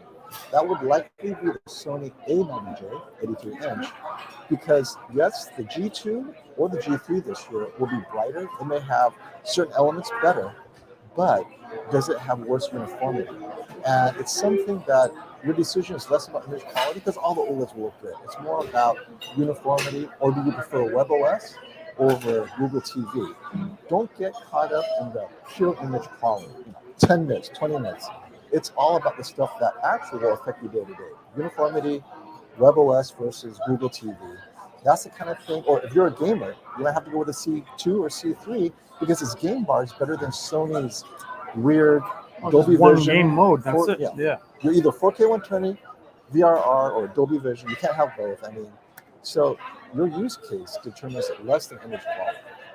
Well, and the question, if you look at this question, Ben, it shows you where Sony's hole is. Since the A90J came out, we've had the C1, the G2, C2. That's 3 TVs versus one older A90J. We saw in our comparisons the C2 caught up, and was cheaper. Yes. So C2, G2, A90J. A90J. And Robert was there. Couldn't see the difference with the A90J. You couldn't explain it? So, I mean, the fact is, you're looking at cheaper with more features. Now, this is to our point. Hey, FOMO, just want to tell you, I have tried the Apple 4K TV 2022 on the LG C1. The result is shocking. Watching in HDR is way better than Dolby Vision. So you have... He was able to disable it with the Apple TV. Okay. You have Maverick and Dolby Vision, which is creator's intent, but then you have all the other content, HDR, and the TV's own dynamic tone mapping. I gotta try that disabling. It looks good. Is that what you're doing, Smith? You're disabling it in the and then letting your TV doing its own thing. I gotta try that. I think that's a good. That's what I do. Because Dolby Vision is in everything on Netflix now, but I think it's a lot of darker images. A lot of people don't realize not all TVs do Dolby Vision correctly or Sony. Well, Sony is one of them. So, which is a shame because, again, that's why you're buying it, is for that accuracy. Oh, Michael, when is Samsung going to clean up Tizen? You guys understand why Tizen got the update. People that don't like TVs, that they love it. Like, it's amazing. Me, I'm double tapping gear to go to the settings. I don't know where HDR is. The gaming part is a nightmare. I couldn't find the input for the first hour. How do I change the input? This new Tizen. But how many times have I called you this year? I'm like, I think I'm in HDR. You're like, I don't know. But even when HDR was enabled in game mode, I couldn't find where to enable it, and there it was. It was automatic. And then I end up in this other game monthly subscription thing. I couldn't get out. I had to turn the TV off. You're in a black hole. It's like, hey. Sometimes when you design a UI, Michael, when an engineer designs a UI, so you have two types of designers. You have the accessibility designer, whose sole purpose is to make it easier for you to use. And then you have the engineer who just is like a little kid in a candy store. They want to fill it with features. Yeah. And that's what new Tizen feels like. They're filling it with all these things just because you could do it. Like they say in Jurassic Park. Just because you could. Should you, think right? you should. And then you have to find a way to fit in more ads. So fit in more ads, more features. You have all that extra processing power. What can I do with this processing? But if you give it to a accessibility UI specialist, their job is to make it easy. Like I do UI design for my own separate gig on the side, and I count the number of clicks to get from A Yep. to B. And if it takes more clicks, it's Not not worth it. Yeah. Nope, can't do it. Yeah. If it's less clicks, then we do it. Yeah. I count the number of clicks, and then I time to go from A to B. How long does it take? If it takes longer, what was the trade-off to make it longer, more complicated? If the trade-off cannot be justified, I told my UI guys, it took longer. Well, it's even We got animation happening. Well, it's even like the camera things where you can wave your hand and change the channel. What's easier, this or you going, come on, come on? Or you have to get in the right angle. Meantime, I'm like this. My Boom, hands boom, are boom, too boom. small. It's awesome. Oh, terrible. Hey, when do we need to head out? I don't know. I got nothing. It's me and I you. know, it's me and you. Oh, we got to meet Brand. Well, Brandon's going to be. He's flying, or his flight's delayed. So we have we have an event at 2? 1:30? 2. So yeah. So we're gonna go. We're gonna be behind the scenes with LG, Samsung, and TCL this evening. We're hopefully going to meet up with KG and Caleb Dennis, and, all the guys you all know and love. And we're going to go in there, talk to the engineers, and see what's really up. And then tomorrow, once they lift the embargo, we can release what we know. Right? So tomorrow is Wednesday. So embargoes don't go up until the 4th, right? So that would be tomorrow. So yeah, we're going to have fun. We'll have live stream tomorrow as well, and then we'll have our brief tours. Yeah, we'll see. We'll put up content. I'll do video wrap-ups later at night. 5 to 10 minutes of our thoughts on the show and what we see, what we're allowed to say. But very excited. Who's muted? Are you muted? Am I muted? Did I just run out of battery? No? You're on the left. I'm the guy on the left. Am I muted? Your left or my left? Yeah. I can hear Brown just fine. My grandfather calls me Brown. He can't pronounce the word Brian. Hey, who's muted? Is it me or is it Brian? So the whole time I'm talking. Oh, you look right here on your thing. Well, it says right there. Yeah, we're both good. We're both good, right? Where's the bathroom? Should I bring this in the bathroom with me? Like, I'll find it right back. We're gonna get canceled. All right, let's check it out here. Thank you everyone for coming by. Yeah, we just want to share the excitement with you guys while we're here at CES Live. Okay, let's go through here. Hey, Classy, stop the FOMO. Forbes somehow got more info from Samsung, and at a 10% window, it's 1,500 nits, and drops to 1,500 nits when it's set to OLED nit black. So they are raising black for higher nits. That is interesting, and that makes sense. And it's possible they do that maybe to address the polarizer issue, because as the nits get too high, it lights up the QD OLED. So we'll see how this affects real life content. It may not be noticeable. I can tell you guys that in a bright room, you will not notice the raised black floor. In a dark room, you will. And this makes sense because in a bright room, the few hundred nits may make a difference. Now, whether going from 1,500 to 1,300 makes a difference is a different matter. It won't, because that's less than 10% drop in nits, which is even fewer in terms of perceptual brightness. So it may not make a big difference. All right. Yeah, y'all got FOMO. It's exciting. I have to say I am surprised by the number of surprises this year, and I really love that LG came through with the MLA. And you're welcome, Michael. Thank you for analysis of the UI design. Spot on. Yes, I am so sensitive to bad UI. That's my thing, man. You guys want any casino money? No, I'm gonna have to hold on to my money until Friday. I gotta make it last, right? S95B for gaming. I think that's been the consensus. It is a great gaming TV for sure.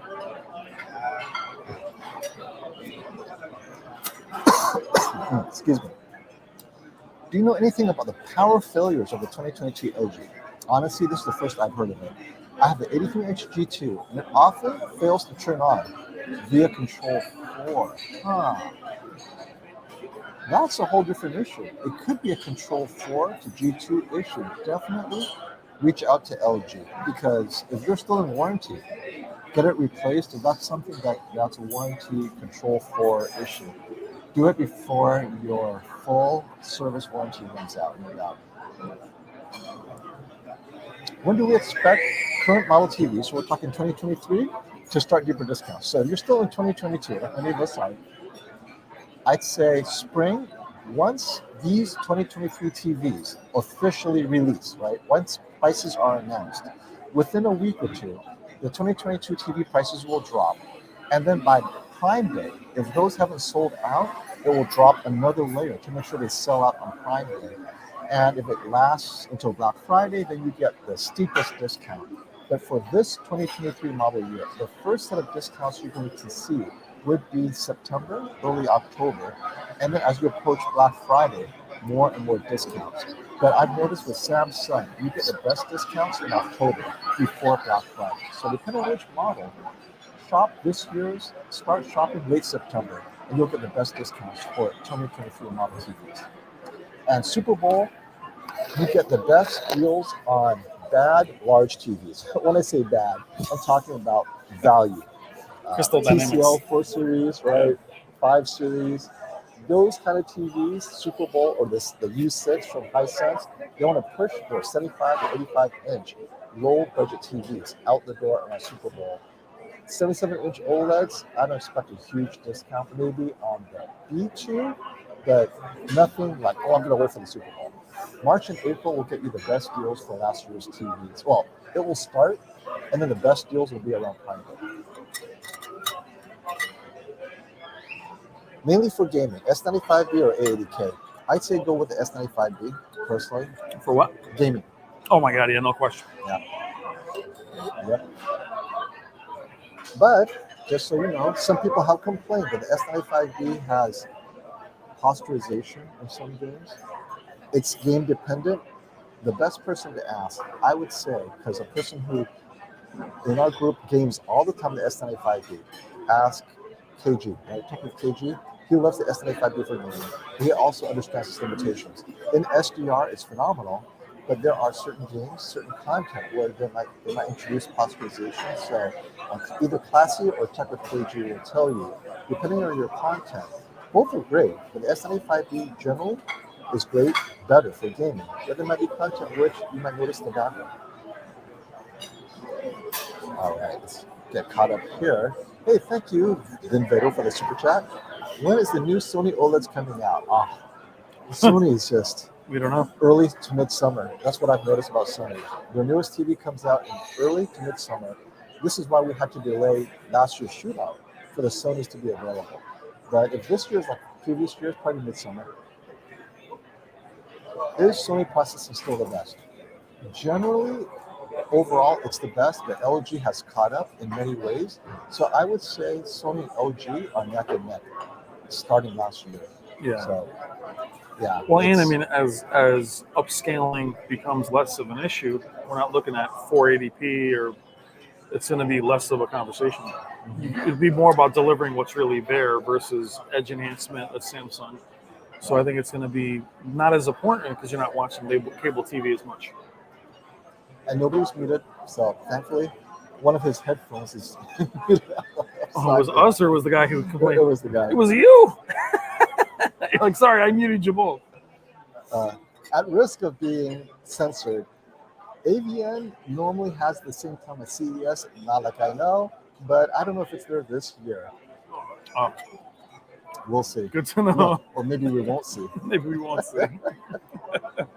You see our coverage suddenly change. I know, it's like, wait, what? Brian's wearing the netted Yeah, shirt. exactly. I'm like, what up, baby? Okay, you know how, this is so funny.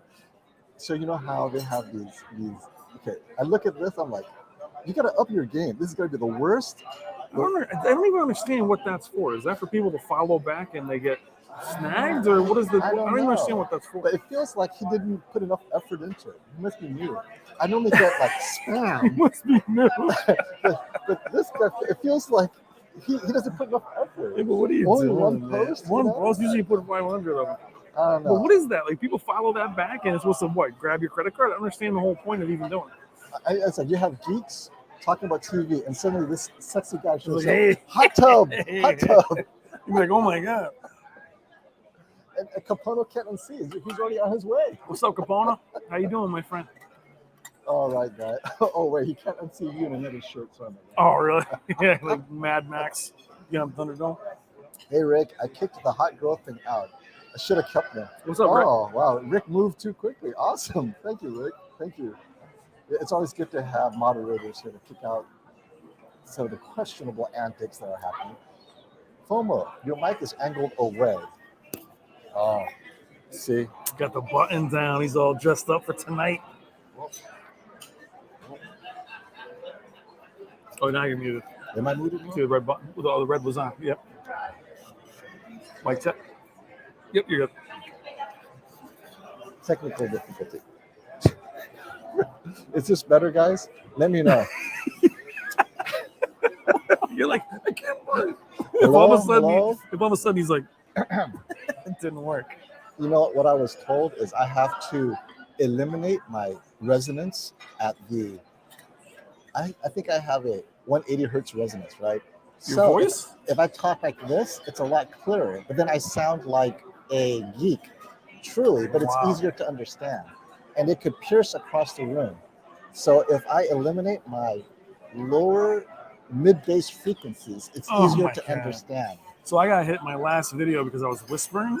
And they're like, dude, be more confident in your presentation. I'm like, the whole family's sleeping. It's not because I'm not confident. Be more confident. Be more confident. Hey, FOMO, do you think 3D will make a comeback for consumers? I don't think there's enough of an audience, and I don't think there's enough content. No. I mean, we want it to come back, but the way 3D was introduced last time, it was very tacked on. Mm-hmm. And you would have to have Avatar-like movies. To me, I thought Avatar was revolutionary, but it's one film. And the only film to do it other than that is Avatar 1. That's 2 movies. That's not enough. And it was always tacked on in a bad way. Remember, just like Clash of Titans, the title would be 3D. You have to build it organically. Like you see those 4D rides in Disney. They're not going to do that. I mean, it's still there for projectors. It's just not something. And people don't love wearing things on their face. That's why you're struggling with virtual reality. People don't want to wear them. So to answer your question, Taco Davis, Hisense is introducing a TV with 5,000 living zones at the 75-inch size. Center stand, beautiful. Love it. Will we get it in the USA? I don't know. We didn't get it last year, but this is impressive. We're going to see it on the booth tour, so maybe we could convince them to introduce it to the USA. Convince them to it, please. Please. How much you got on you? I don't know, I got $500. You got money? Can I take it We'll home? try and buy one. Take it on a plane. Turn your volume up, people. Is that us or the people watching? Is it the crowd? Is our volume high enough? Well, everything spontaneously improved. Must be because I moved it up here. Oh, gotcha. All right. What time live tomorrow? So tomorrow is Wednesday, lunchtime, noon. We're going to have a live stream noon. I will be at the central broadcast booth at the main floor with Brian. We will talk about any more releases. All the PR launches, press releases will be happening that afternoon. So as it comes out, more details come out. We're going to talk about it. And yeah, we're definitely going to have a lot of fun at the actual main event. 12 o'clock. PST, Pacific time. Check the channel. Oh, it sounds better. Lower background noise now. Thank you. Yeah, we're in a room with about 200 people in Vegas. Wait, I'm afraid to show people. Without their permission, they're all going to rush me. I know, right? People are looking at us already. Okay, Aaron, good question. When will the price of a 98-inch TCL go down? Technically, it's already low. It's just not low in the USA. What is it now? It's $5,000 now. For 98? They can sell it for $4,000 if they wanted to. So technically, you can get a 98-inch for under $4,000 in Australia from Hisense. Whether they will bring that same model to the USA is a question, and whether TCL is willing to sell it for less because they're selling out almost at $5,000. They may not, but it'll depend on how many new 98-inch TVs come to market this year, 2023. No, Chris, there has not been any new Sony OLED news, so we'll see what happens tomorrow. And yes, smash the like button, people.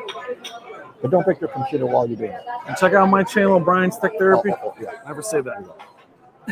Brian's Tech Therapy.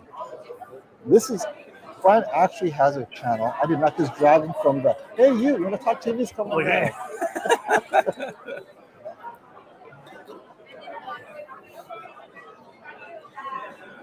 CES officially starts on Thursday. So we have pre-shows and we have launches today and tomorrow. But a lot of it we cannot, we're not allowed to share until after the embargo tomorrow. But the actual CES will start on Thursday. That's when we'll be doing booth tours.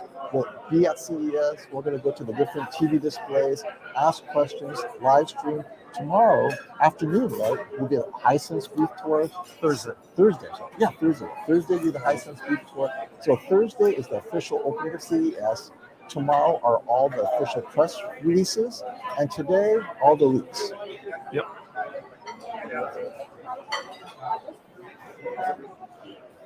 Oh my. What non-home theater tech are you looking forward to at CES? For me, it's electric vehicles. I'm just so excited to see what electric vehicles, specifically the Sony Honda joint venture. You hear about that? I have not. Sony and Honda joint venture to create an electric vehicle. And I saw the prototype concept car. It looks really nice. Yeah. It's very compelling. I may just get that one whenever it comes out. It's supposed to be an affordable because Honda is struggling with software on an EV like everybody else. And they feel that by partnering with Sony, maybe things will be better. Maybe it will be more of a home appliance, so to speak, home entertainment. And I think it will be promising for sure. So I'm excited about electric vehicles. How about you? What else? Just TVs. That's all I'm here for. I mean, the other stuff, it's so funny being considered media now. The invites that we've gotten, like electronic dog leashes, like motorcycles, mini bikes, blenders. So for me, it's mostly just TVs. And, well, if you want to get an immediate censorship block, is you walk into the adult toy section of CES. Yes, we'll stay from there. Everything is therapeutic, right? Yeah, but primarily just TVs. I mean, gaming as its own separate thing isn't going to be here. So for me, it's just TVs straight up. Yes, Randall, you heard right. The new QD OLED, over 2,000 nits. Now, we don't know about exactly what the window sizes are, peak brightness, sustain, all that stuff we don't know. But LG has similarly announced over 2,000 or 2,100 nits for their new G3. 2105. And so when the numbers become official, we should all predict who will be ahead, LG or Samsung. Who's going to add that extra 5? Yeah. It's like when they were building skyscrapers. Yeah. For the Sears Dubai, Tower they're like, win, I want that more. a flag, Yeah, right? yeah, That is a flag. Right? Yeah, exactly. Who's going to add the 10 nit flag to beat out the others? Yeah. Well, what's going to be interesting too is when is that going to be seen? Is that going to be just in more vivid modes? We want it to be in all content. Yes. If filmmaker mode drops it back down to 400 nits, then what are we talking about? Yeah. Micro LED. We see any of that this year, you think? Nope. Really? Too expensive. So micro LED is being applied to the AR, VR glasses, but TVs, they're having a hard time making these, the production, the yield, the individual subpixels, they have to place by hand like this, right? I will say, watching them really put hard. panels in to large, it's incredible how it flickers and then it grabs it. The where there's no lines in between. It's incredible technology, but I think a lot of us were hoping that was going to be mini LED, and then micro LED was going to come over the top and be this 4,000 nit. It's just not going to happen. And guys, now that we're talking about EU and power, That's not a good point. Heat, they put off a ton of heat already. Micro LED is incredibly energy. It's efficient. On the one hand, it's efficient, but it takes up a lot of energy because it's so bright. And if you limit the brightness, then why have micro LED? Well, he talked about how if it's heat and you're getting into all that, it's just, I think, and that's what I think we're all talking. We've gotten into this box now where there's very few places to go. So the mic is here. So let's answer Chris. The mic is on top. So I'm trying to put it on top. But for some reason, Hi, how are you? this too mic close? is You doing guys better okay? than mine. I'm gonna have to swap with him. You're good? later. Okay. But then the sound is fine for broken wrench. So I don't know.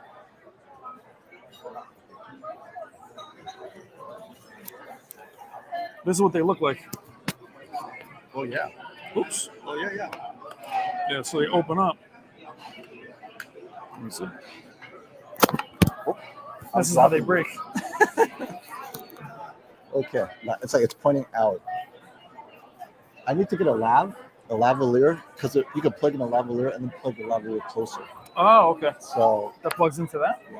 yeah, the lavalier goes on top of that. Plug it in. I forgot to bring my What's lav. cool about that is you can take the other one and put it on your camera and it shoots out. Yeah. So it's pretty cool. So I'll be filming some vlogging tonight too of all of us behind the scenes, shooting, talking. I should be doing it right now. Like here I am, so we'll do that. I'll be doing that every couple days. Oh, this is so funny. No one's ever happy. I can hear people ordering food. What gives? Brian, go, tell them to stop. Everybody's silent. Bro, we're in Vegas. So what do you want? I mean, you're going to start hearing ring, ring, ring, ring, ring, big winners. So my voice is noticeably lower and muffled. Brian sounds great. Notice how his is vertical. Maybe it's my placement as well. Okay, Hello? Is that better? Hello? All right. Is that better? Is that? Mine is pointed sideways and pointed down. You get his crotch. Oh. You hear your stomach? I got people ordering food. I'm putting my mic down. Let me get a waffle. Hey, Kevin. Thanks for the super chat. Ryan, a formal lunch on me. Well, thank you, my friend. You just did. Thank you, Kevin. Appreciate it. Very cool of you. The 2008 is like last year, 2% lower burst. Thank you, class, for that. And of course, we'll all have these TVs to check out. So we'll see what happens. Because for sure, what's on paper is never what is seen. We've heard 30% year in, year out. 30% is, Yeah. And I have to thank you guys for showing up. I didn't realize people would come for the pre-show, right? CES hasn't even started yet. We have these early launches or early announcements and leaks, and they're so excited. And I was like, it's a small group of people that they want to know what is the best TV technology. But that best TV technology you only see in 1% of content. But this is it. It's like these are people that buy Ferraris and then race it every weekend. Yeah. That's why you guys are the equivalent of that for TVs, right? You get the best TVs, and then you get the sources that pushes it to its limit. Yeah. And it's that level of excitement that it's hard to find. So I really appreciate you guys for doing that. And we're here to also cut through the marketing a little bit, to help you make that decision. And even the CS coverage I've seen over the years and I've reported on, you can easily film that yourself and watch that press conference yourself. We're here to give you a little bit more of the commentary, us here all chilling together. So it's a lot of our communities coming together, which is really cool.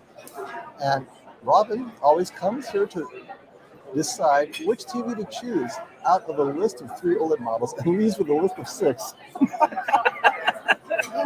7 or 8, give or take. I came here for answers, not more questions.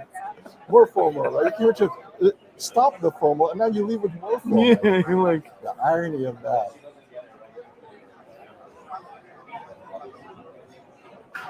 I love it. You guys are awesome. And yeah, I should have bought a lav mic to plug into this because this is a good transmitter. It also has a lav inside. Yeah. And I had the mic flipped upside down. There was my crotch talking the whole time. Yeah, I didn't see it though. Okay. Yeah, you knew. I love CES week as well. Do you have any issues with getting over here? Travel, flights? I mean, I was on JetBlue. JetBlue wasn't fun, but after the microburst weather we had, I mean, The Eastern bomb was cyclone? bomb cyclone. I was just happy to get here, so no problems. Right now, we're in Planet Hollywood, which has been fine. Decent gym. We went there this morning. Touche. My one Connect box is broken. Only from a TV enthusiast. QN95 only. There's only one wire though, so we're good.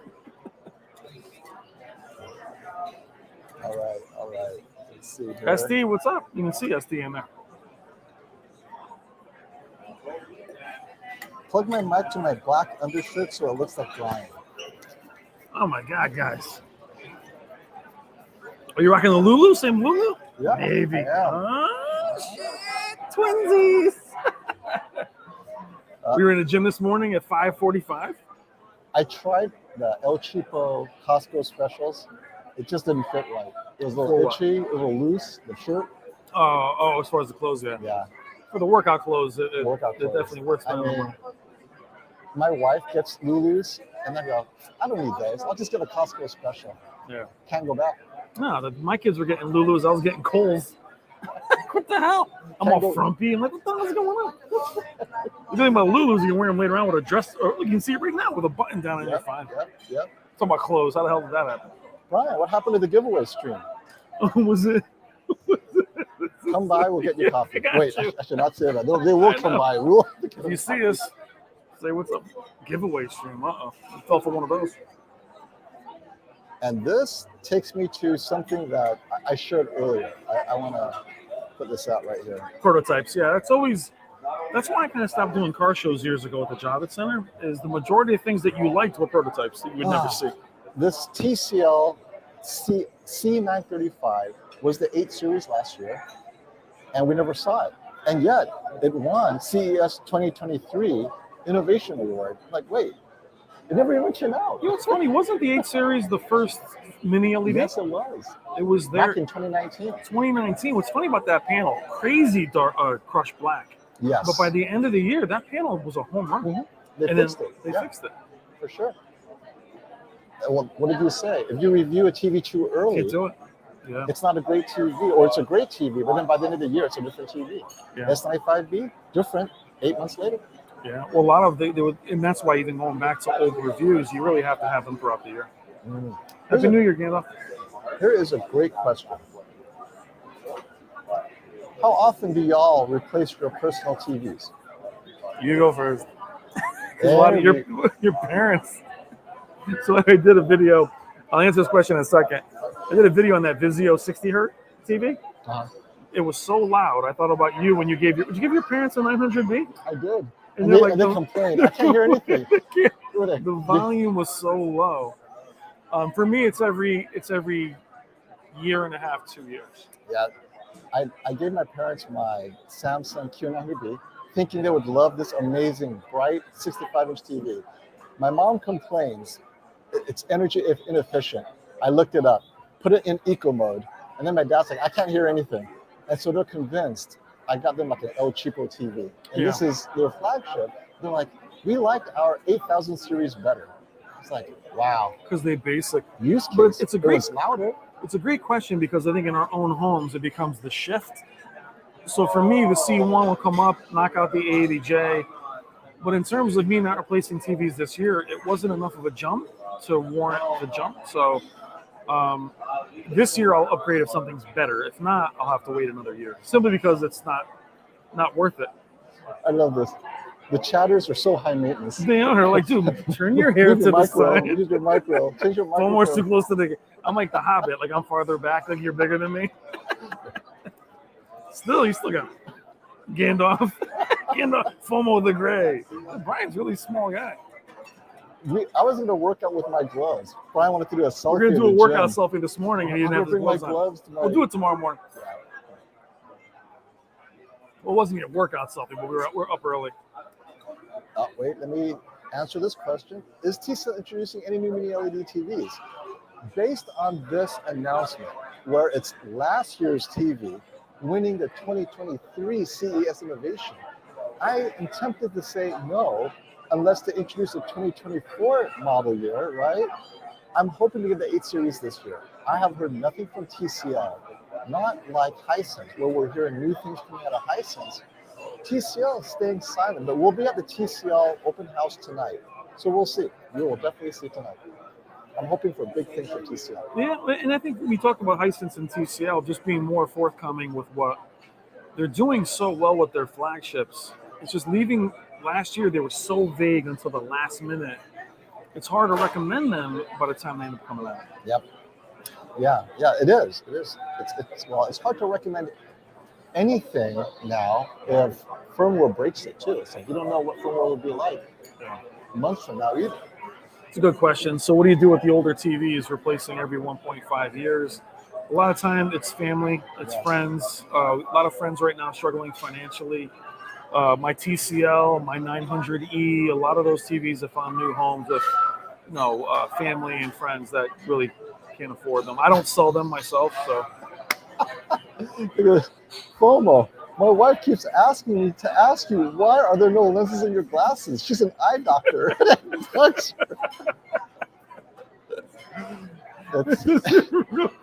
does it bother me? You know what the next comment is? My husband is a glove specialist and wants to know why you're wearing white gloves. It bothers. So if you look at Rick and Steve Smith, both their wives don't like me as I'm too expensive a friend to have. Oh, Rick right here. She doesn't like, his wife doesn't like the Van Damme accents that he does all the time. Right. Then they come on and tell me, no, you're fine. The easy answer is, Jason, it's because I wear contacts. I don't have lenses. Right? Let her know that. It's the whole persona. This isn't even my hair. I'm bald. Many people have asked, why do you wear glasses? And I was like, I look more intelligent. So when I make a comment, it sounds like it's coming from a position of authority. So YouTubers who don't wear glasses, when they say something, people don't take it seriously. If you wear glasses, like here. So you're telling me say that's something different? important. All right, hold on. Like Clark Kent.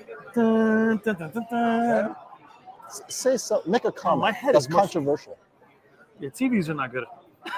There's no reason. You use your phone. Wow, my head is so much bigger than yours. And someone show up tomorrow wearing them. Wow, they look perfect on you. I have another pair. It's a great meal. Show up tomorrow and be like, dude, this is my son. He's older than me and taller than me. All right. That was funny. What amazes you the most on the speed of technology? Well, this is a really good question because they had MLA as a prototype in spring. Yeah. And suddenly it's a TV this year. That, to me, is like, wow, LG is taking their position in the marketplace so seriously.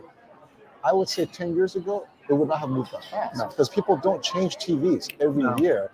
But here you see a prototype that was reserved for 8K TVs. Their demo prototype in the spring of the MLA OLED technology was for 8K.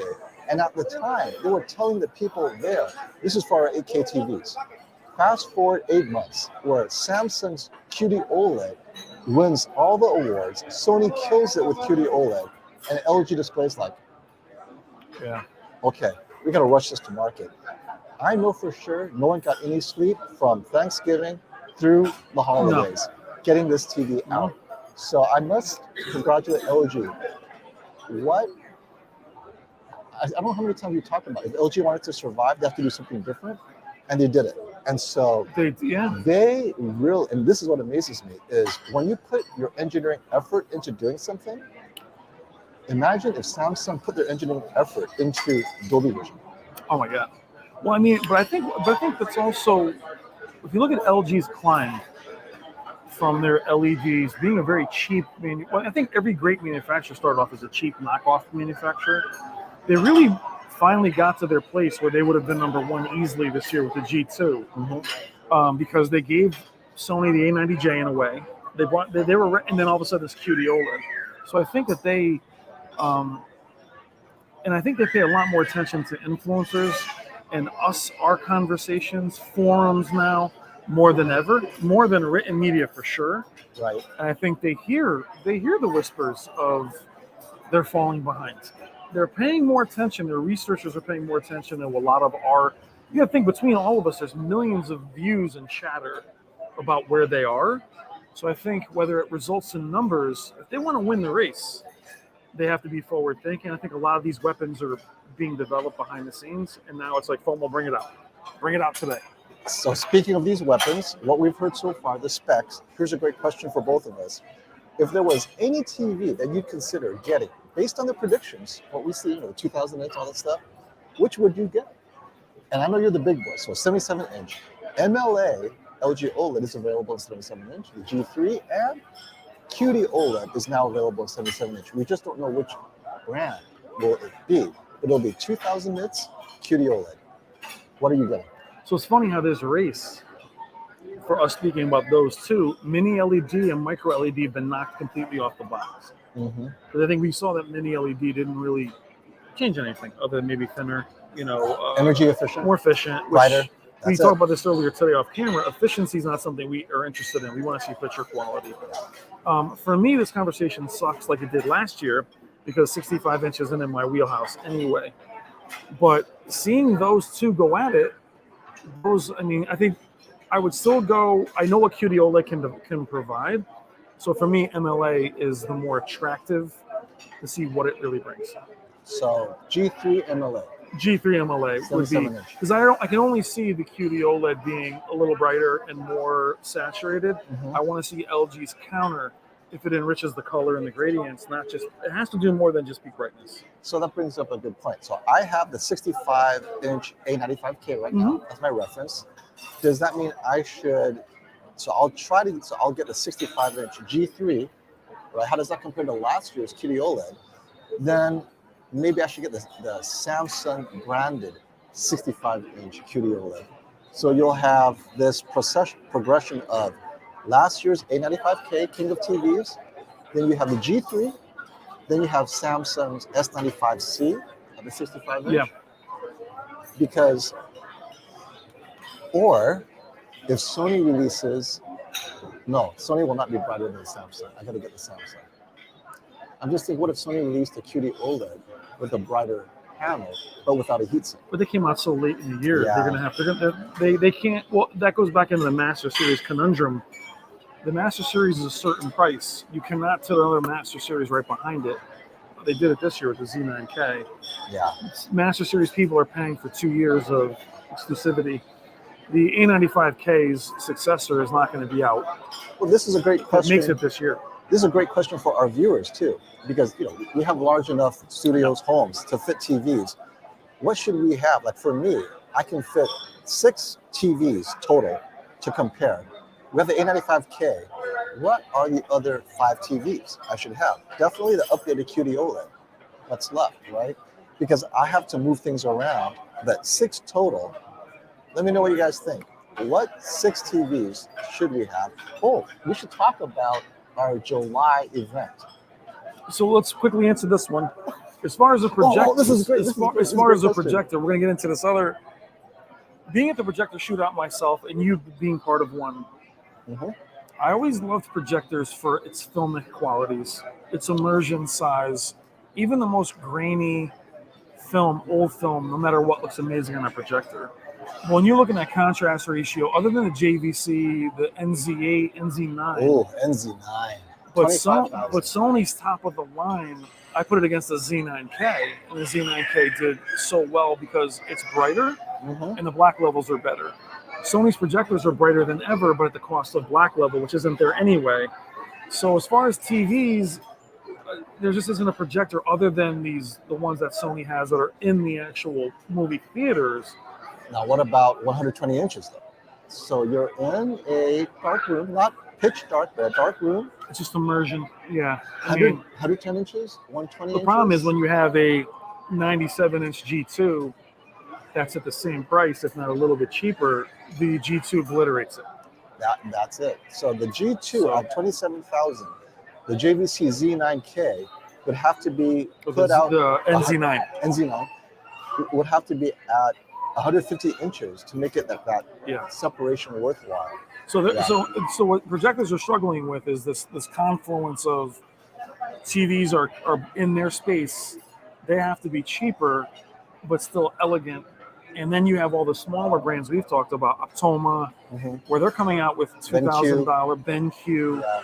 Or Their was it picture for a quality- movie? For a movie, I'm going to try and meet with them this week. They really can't compete with TVs either, but they're a fraction of the cost.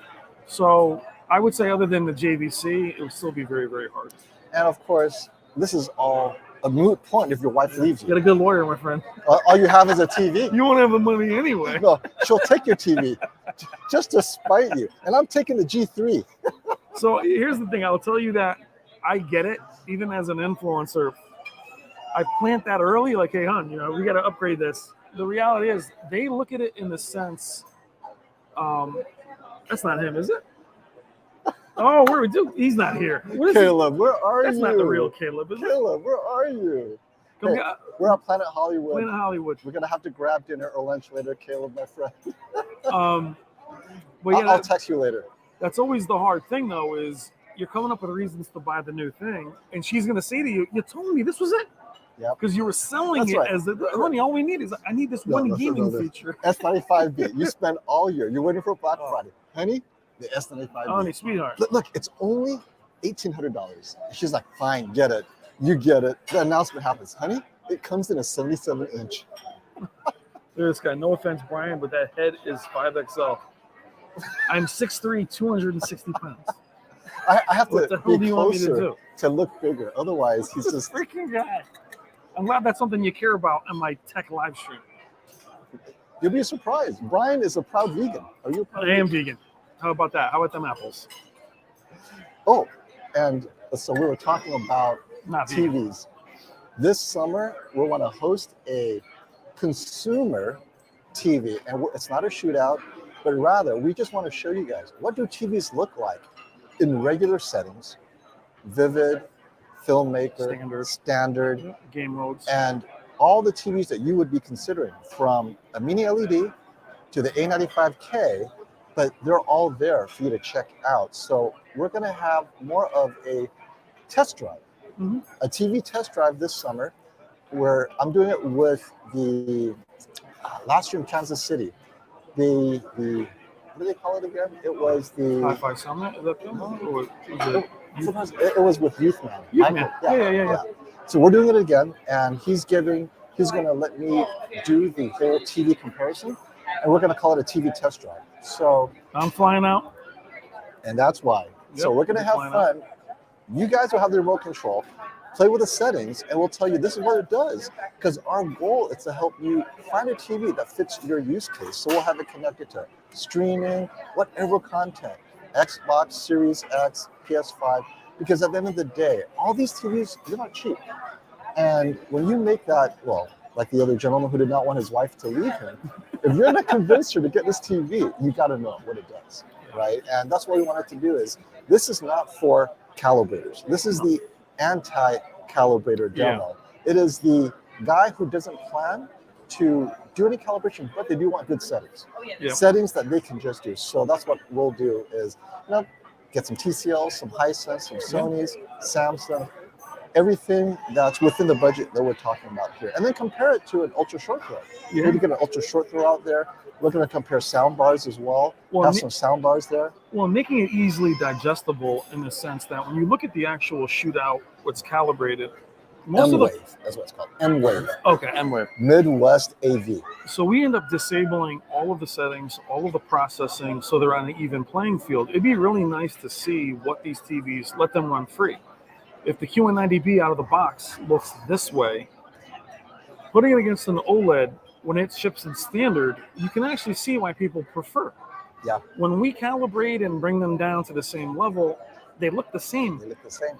With this, you're saying, okay, well, I brought how many times do we hear, do you have settings videos? I got this home, it doesn't look that way. Oh, I got a question yesterday. He got home an A80K. He's like, it's a soap opera mess. How do I get it to the Sony look? And I said, well, you have to put it setting to 1 in the motion flow, and then in film mode, if you're streaming, put it on high. He's like, well, where would I have found that information if I didn't message you? Well, even the settings, something the difference between gradation preferred and brightness preferred, all of a sudden your TV is so dark. They're like, what the hell is this? And you're like, off. Or off. I love it off. I love it off. So we'll be able to, on the fly, being that we're going to be streaming it, we'll be able to take questions and maybe alter things as we're going through it. You want to see vivid, you want to see standard. It's great to see how they do it. Proud Vegan wants you to know his burrito's getting cold. Good, you should with your little head. Hey, Michelle. What the size of my head. How about this? What's up, Michelle? How are you? Nightmare where, wait, I got an LG. Does it have, in this case, does it have MLA? Does it have MLA? So the good news, Michelle, is Well, no. all the TVs from LG are standardized as far as their core technology, except for the MLA. So the WBEW, the EX panel, I think is across the board now. Yeah. The only difference is whether you have the G3 or not. And if you have the G3, 55, 65, 77 will have the MLA, but 83 and 97 will not. And so those who are getting the 83 and they don't know this, and then they come on chat like, wait, it doesn't have MLA? So we'll have to have specific videos throughout the year delineating that, where I know when Classy was talking about that. But if they throttle the TVs like they did last year, there won't be a difference. This year they won't be doing that because it's a selling point. So they won't be able to hold back the other sizes to match the 83 because they're selling it as that. So I don't know why they're not including it. You said maybe the yield, the mother. I have no idea, but it's ridiculous that they're doing it. Wi-Fi 7 coverage. You know, I am so out of the whole Wi-Fi loop. I've stopped at Wi-Fi 6E because it does what I need it to do. But if it does something interesting, I'll look into it. Yeah, some people find that so important, but if they find that they had higher Wi-Fi, but their capabilities of the actual displays, we're good. Yes, thank you so much. That was a subtle. As long as I see empty seats, we're good to go. We're good. Absolutely. Hey, great question, SD. So let me put out what we have for you to see right here. There you go. So I think so far this is the record. I don't know what Samsung's going to introduce, but 5,000 dimming zones on a 75-inch TV from Hisense. From Hisense, right? Yeah. This is a Hisense TV. This is the benchmark right now. 75-inch TV, 5,000 dimming zones. Can Samsung's 75-inch beat it? And this is a 4K TV. Yeah, that's awesome. And Dwayne, that's going to be my my big question for Samsung is where is the 8K now? Where with Sony, the Z9K was clearly their best TV. The Q900B was arguably their best TV. Will they continue to invest and say 8K is where we're going to be at our highest end? Yep. We'll see. Yep, absolutely. I love the interaction with our people. Their questions are so... Michelle. I love Michelle. You all did the community a disservice last year by practically ignoring the G2 and obsessing over the S95B. Guess what, Michelle? I'm going to obsess over the G3. Would you like me to answer that? Go ahead. Michelle, that's not the case. The best part about what we do is on the fly. Our coverage of the S95B, that thing was amazing on the fly. It was updated down. The G2 was covered for a few weeks prior. Look at my videos before. It was given its praise. Now, throughout the year, because it's an organic thing, the G2 did get elevated because the S95B was firmware down. We did not do it a disservice. I will say the S95B was covered immensely because it was the true game changer. That is what we do. We're not reviewing things and leave them on the shelf. So if you stop listening at the beginning of the year, perhaps. Caleb, we're at Planet Hollywood. We're in Hollywood. We're in the Hollywood coffee shop here at Planet Hollywood. Caleb, it's in the casino. Casino level? Where are you, Caleb? Let us know where you're staying. We're definitely going to have dinner tonight. We'll be at the TCL thing, so maybe we'll go have dinner afterwards or something. Yeah. Is he coming to this? He's here right now. No, he's coming here now? I hope so. Caleb, awesome. Planet Hollywood. I'll wait for you. But Michelle, I understand what you're saying, but keep in mind, the way we cover things is organic. There's no favoritism. We don't need to do that. Mm-hmm. So the S95B deserved to be hyped last year. It was that amazing. Sorry. And the shootout bared it out. The G2 was good. And if it wasn't for the Sony A95K, the G2 would have won. It definitely did everything it needed to do to beat the A90J. It did. But it did not expect, no one expected the G2 to be that good. It was fighting last year's champion. Yes. It didn't expect, and it wasn't supposed to. They didn't think they'd be competing against the S95. If the S95 had not been updated, it may have won. Mm-hmm. Well, this brings up what we're talking about. Will MLA it may accentuate the flaws, the magenta tint, the uniformity issues, and the larger, 77-inch? We'll see if that will introduce anything as far as flaws, and will introduce new flaws unique to the MLA. We won't know. I hope it doesn't. Hey, I mean, we are not fanboys. We have all the TVs. We're just excited that these TV makers continue to push non-8K Yeah. improvements. My fear has always been 8K, 8K. Like, look, it does nothing for us, but MLA Yeah. does, right? QD OLED, polarizers. These are things that help you guys. Yeah. Well, Generation to and generation. Lance is not wrong because we talked. I think chasing peak brightness now is fodder because it's going to introduce more problems. But then again, where do you go then, Lance? Do we go back to color and quantum dot? So I think chasing a brighter OLED is great as long as they don't cause problems with the other strengths. We talked about this with the CX. Raised blacks for the first few months of its launch, it wasn't an OLED. Mhm. It was a bad LED for about 3 months. Yeah. I have to get my cameraman food. He's upstairs. My son is my Oh, cameraman. you cameraman. He's like, wait, he just woke up. He's like, are you going to feed me? But we'll see. I mean, they're in this box now, which they can go up, they go sideways.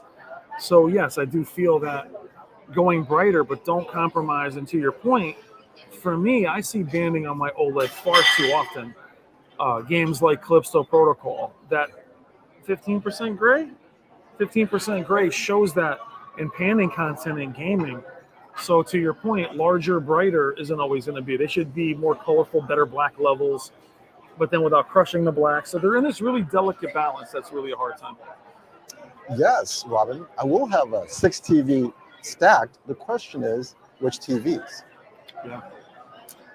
I need to get a new mobile stand for my 75-inch, almost 200-pound or 150-pound Skyworth 3000 nit Claris. That thing's going to be insane. I love that that Samsung you have behind you. What was that, the frame? You have a Yeah, vertical? the frame. Yeah. It's a great vertical. little piece. I love it. For use case, anti-glare, untouchable. It looks great on That camera. matte screen, no glare. I have lights shining on it, and you can't tell. It looks So fantastic. for what on I camera. use, it's perfect. Yeah. And you use it the way they didn't intend it at all. That's our job, right?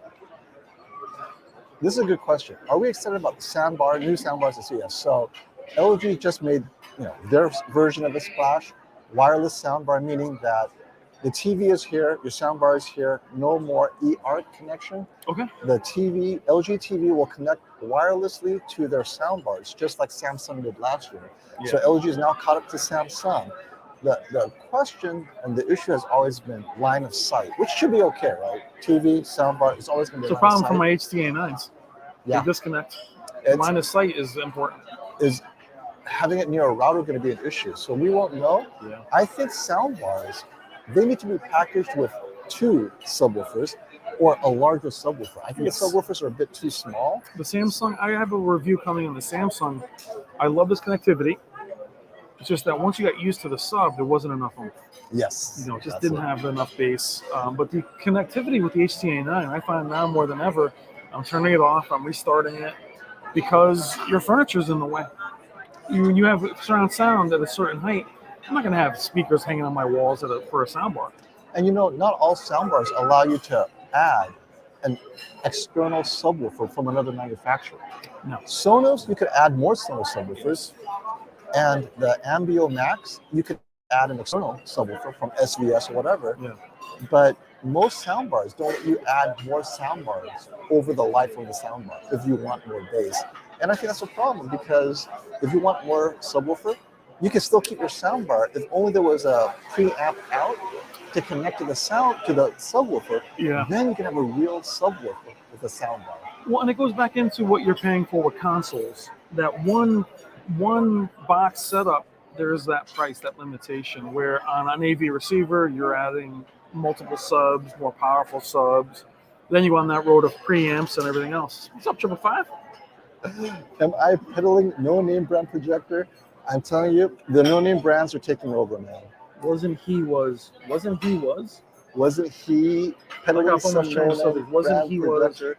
I think the only no-name or unknown brand that I recently peddled was the Paris Rhone ultra short throw projector. Okay. BenQ is actually pretty large, so BenQ would not be considered no-name. I like how almost There- mentioned something. Wasn't he was? Wasn't he was? Yeah. What are you gonna do? I have to call over servers, so I have to order food to go for my film man. Sorry, my head's 3 times the size of yours, so we're all equal. Let's see, if you're farther away, it's the same size. Yeah.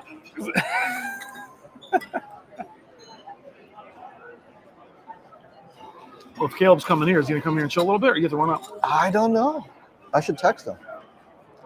What do you think of the energy restrictions? You and I believe the same thing. Will Samsung pull down brightness to meet energy requirements in the EU? Well, Samsung's already proven they'll pull down brightness. What was it, Q90R? Which one did they dim down? The Q90R. Q90T maybe? One of them, they will on the fly if they need to. I think it was a 90R actually, yeah. So yeah, I would think that's hard. I always say if you're gonna have a Samsung, I would take it completely offline. The minute you get it, go to a Fire Stick or an Apple TV, something of that nature, just because they will, and their firmware updates aren't roll back, then I can't roll them back. So I think they will if they have to, which is a shame because they're selling these TVs on the predication of peak brightness. And some people have noticed, not just the S95, that their local dimming has been changed with the QN90B. So I do definitely think that, I don't think it's a purpose throttle. I just think they broadly do things that break everything. I mean, there's also this conspiracy theory people talk about where they do it to push the new TVs, make last year's TV appear a lot worse. But the thing is, I think we're overthinking that conspiracy theory. You're assuming mainstream consumers know the nit measurements. I mean, mainstream consumers don't know anything about these firmware updates. They are not buying based on the extra 50 nits that go up or down. Well, and the challenge I had with that thought process, we had this a couple of years ago, bricking TVs. Why on earth would I buy from the same manufacturer if their TV changes drastically? I'm buying a new one. Why would I? Love this, Michelle. She's already got FOMO. She has until January 16th to return the G2. You just said we did you a disservice, Michelle. You want to hang out with us next year? You got to return the G2 because you know full well if MLA turns out to be a huge winner, you can't unsee your G2. Just save yourself the heartache. Just return it. It's like having kids. I don't know. This new one's taller. Get rid of those. Return the G2. Let's get the G3. But you know, Michelle, you're going to have to, again, a lot of this speculation, we're going to have to wait to see how it plays out. And that's the best part about sitting in this seat is we actually can hang out and say, that's not a big deal. And I know Michelle is like us. She enjoys buying new TVs every few years. I know you don't want to. Michelle buys them every few months. That's what it feels like, she right? does buy them every couple months. As a true enthusiast, part of this journey is part of the fun, I have to say. I mean, it's nerve-wracking because you think this is it, but is it ever it? I would say buying TVs as a consumer, not fun. No. It's a lot like buying a car. To me, it's not fun at all because should I keep it? Is it, we talk about the gradients and TVs and color. Is this me? Is it banding? Do I keep it? It's the worst, actually. Yeah. Not fun. Yep. Not fun. Oh, I'm so far behind these guys. We're having too much fun. I have all these comments. I'm backed up by 15 minutes or 30 minutes. Oh my God. Sorry, guys. We're just having so much fun. I know you guys have a lot of questions. I'll go jump to the bathroom. And it's second trip, not vegan. Pound in the water. All right, let's see here.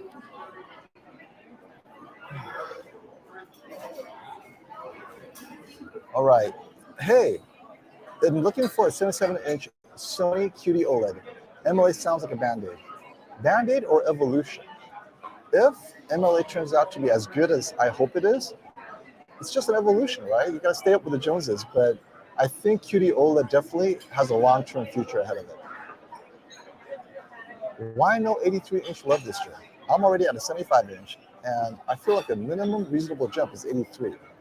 No, going from a 75 or 77-inch and 83, you really have to go to 97, honestly, because that extra size, although a bit bigger, if you're at 77 or 75, hold off to a 97. Prices will go down, both in terms of OLED and non-OLED, because I think the 83, I've seen them next to each other. The 83 just doesn't feel substantial enough for me. But if you're going from a 65, yeah, go to 83 for sure. If you're at 75, I don't know how disappointed you'd be with a jump to a 7 or to an 83 from a 75 for sure. Right. Hey, crypto, haven't seen you in a while. We need TV with 2.2 HDMI 8K120, a 1590 card. I don't think MediaTek can keep up with that level of processing. We are talking major processing. We'll get there. We'll get there. Maybe 3 years from now. That's my prediction before we see 8K120. All right. Thank you for all for showing up. This is so great. You're all here with us at CES for sure. All right, here's a great question. Jiraiya D'Souza. The question is, if Sony will boost the brightness on the A95L, the successor to last year's A95K, even though they normally take a conservative approach. So Sony, within the same technology, so let's talk about A90J to the A9H to that A9G, A90J, A8H, that entire generation of WOLED from 2019 to 2021, let's say, the image quality difference was less about brightness and more about processing, right? Getting rid of near black pressure or getting rid of lifted blacks or fixing Dolby Vision, going from player LED to TV LED. Those are the minor improvements Sony likes to work on. So the A95K introduced last year, I think it's phenomenal. I still have it. I love it. Every time I watch it, I'm like, wow, what can Sony work on? If Samsung introduces a new QD OLED panel that gets brighter without Sony having to do anything, they'll take it. But Sony only focuses on the processing itself. If you notice, even when they add a heatsink to the A95K, it wasn't brighter than the G2 per se. Specular highlights was a little bit brighter here and there. APL was a little bit brighter, but you have to have specific content. When you have standard content from Netflix or Blu-ray disc, we're talking the top 100 shows on Netflix or Blu-ray, they all look the same. G2, Sony, and 95K, indistinguishable as far as I'm concerned. And so Sony knows that. What they want to focus on is things that they think might change your use case. You're going to add a microphone. You're going to add a camera, maybe picture-in-picture, maybe just features that are more quality of life, audio, right? Better audio, louder audio, than the pure image quality. Image quality, they will only focus on processing and color accuracy and motion, and they're done. And that's the approach they've taken in the past. So even with an A95L, assuming it comes out, I don't expect it to be that much better than A95K, barring the QD OLED update. Whatever QD OLED brings to Sony, Sony will not push that new panel to 2000 nits. What they will do is take advantage of that brightness and pull everything down so you have maximum color saturation, color gradients, shadow detail, because they don't need that extra headroom. They know most people don't watch that kind of content. So, but in theory, we're even assuming A95L is being released, right? We don't know. So we'll see.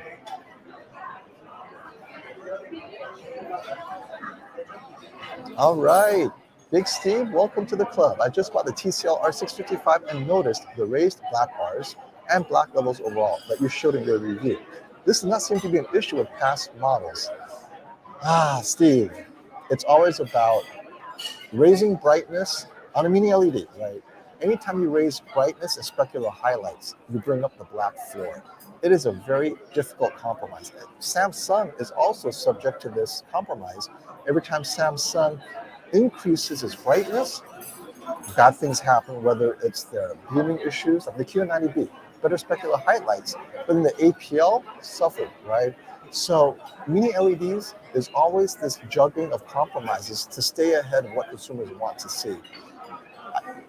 I don't know if TCL is going to bother to fix that. They might just move on to the next technology where they add more dimming zones, because the 8 series will have over 1,000 dimming zones, and maybe that will solve it. But I wouldn't hold my breath.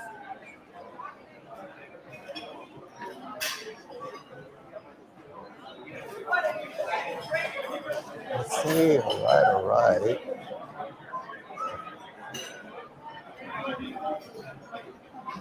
Thank you, Brass Tags. Hey, here's so much value. One day we're going to have you on, my friend. Doing an awesome job, you handsome man. What are your predictions for Samsung 8K TVs?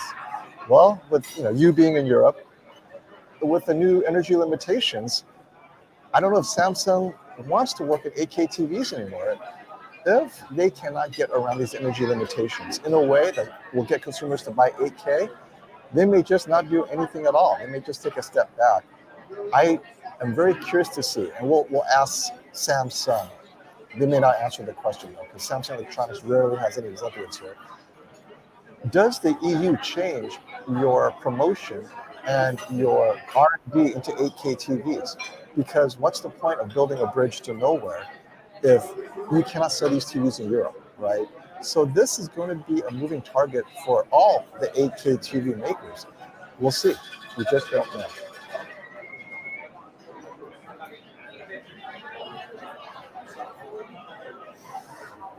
All right. Thank you all for showing up.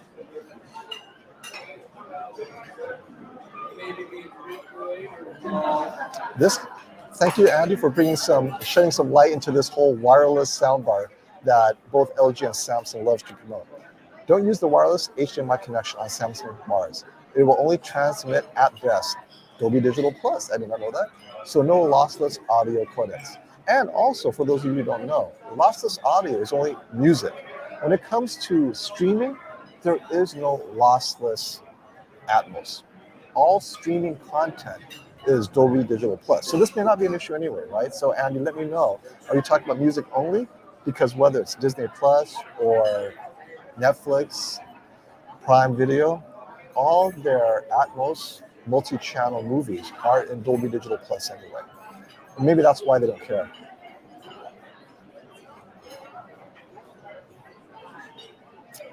Thank you for that question, Aqua. Do you think the new QD OLED is using phosphorescent blue OLED? The answer is no. We already know that, and we heard the interview from the Korean analysts in Korea. They are working on getting it to market, but the prediction is still 2024 at earliest for 2025 model year TVs. So for 2023 for sure. 2024 is a big maybe, but unlikely. And 2025 is right now the target year. So I don't believe we have phosphorescent blue this year yet. Oh, good, you're here. I have to go order breakfast. Did your consumer come over? I was just messaging Caleb. Oh, who? The server come over? But This guy right here. we got the restroom real quick. Oh, you gotta go to the bathroom? Yeah. My turn. After all this work to get my microphone correct.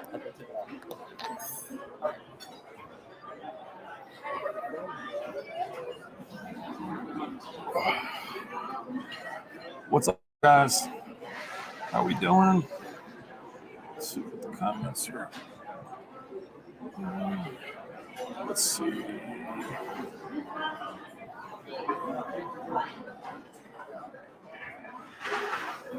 Let's see, how far behind are we, guys? Give me a little heads up. I'm all the way down.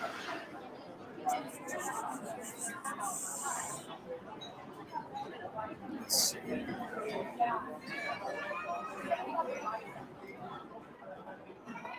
What are you guys looking forward to at CES? What's something that you guys are hyped for? What are you expecting? And you're way behind the comments, huh? Wow. All right, let's do it this way. All the way down.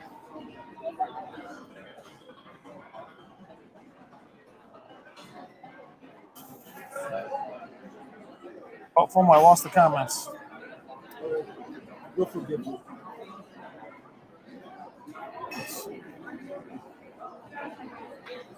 Oh, here they go.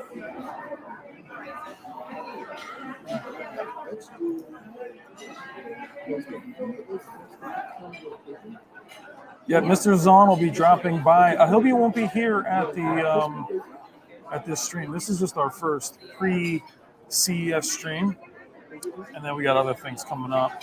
We have a couple of events. So we have Samsung today, TCL, and LG. John Hooper, what's up? We won't be able to enter the show floor, I believe, until Thursday, as far as like the booth tours.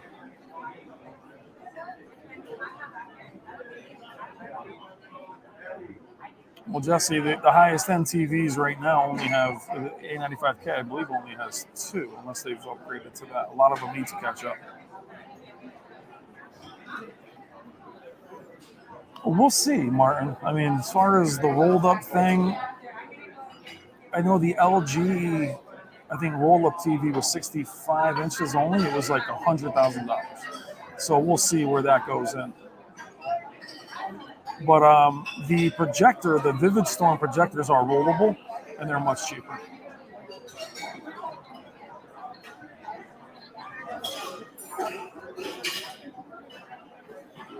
They haven't, from what I understand, they're not going to introduce any new TVs at CES this year. So we don't know why they're hanging back. But the X95 last year and the Z9K being the only two mini LEDs, I was hoping Sony would go back into what they did with the 930E and have different levels, but it looks like they're simplifying that. We'll see what they do. I mean, they may not announce anything this CES, which is unfortunate. But they also release things like the A95K so late in the year. It's hard to know what they're going to do.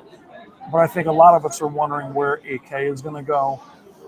Will they continue to invest in things like the Z9K at such a high price point if 8K is not going to be the future?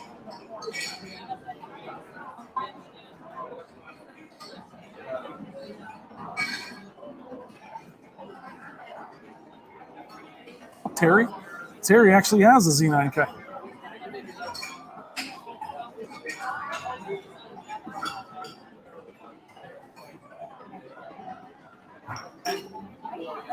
I haven't heard that confirmed, Paul, but is that something that you're attracted to as far as consoles? Do you want to see a mid-cycle refresh? Will you want to see a PS5 Pro? If a slimmer PlayStation is something you're interested in, that might be the next announcement. I'll see where PlayStation VR goes. Hard to know where FOMO left off. Keep commenting, guys. I don't know where he fell off.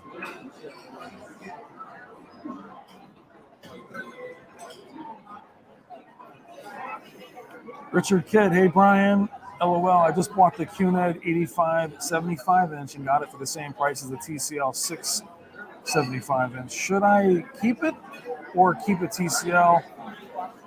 I don't know. Tell me what you think. If you have them side by side, the QNED I think had a lot of potential. It was marketed poorly, but I'd be interested to see how that comparison is.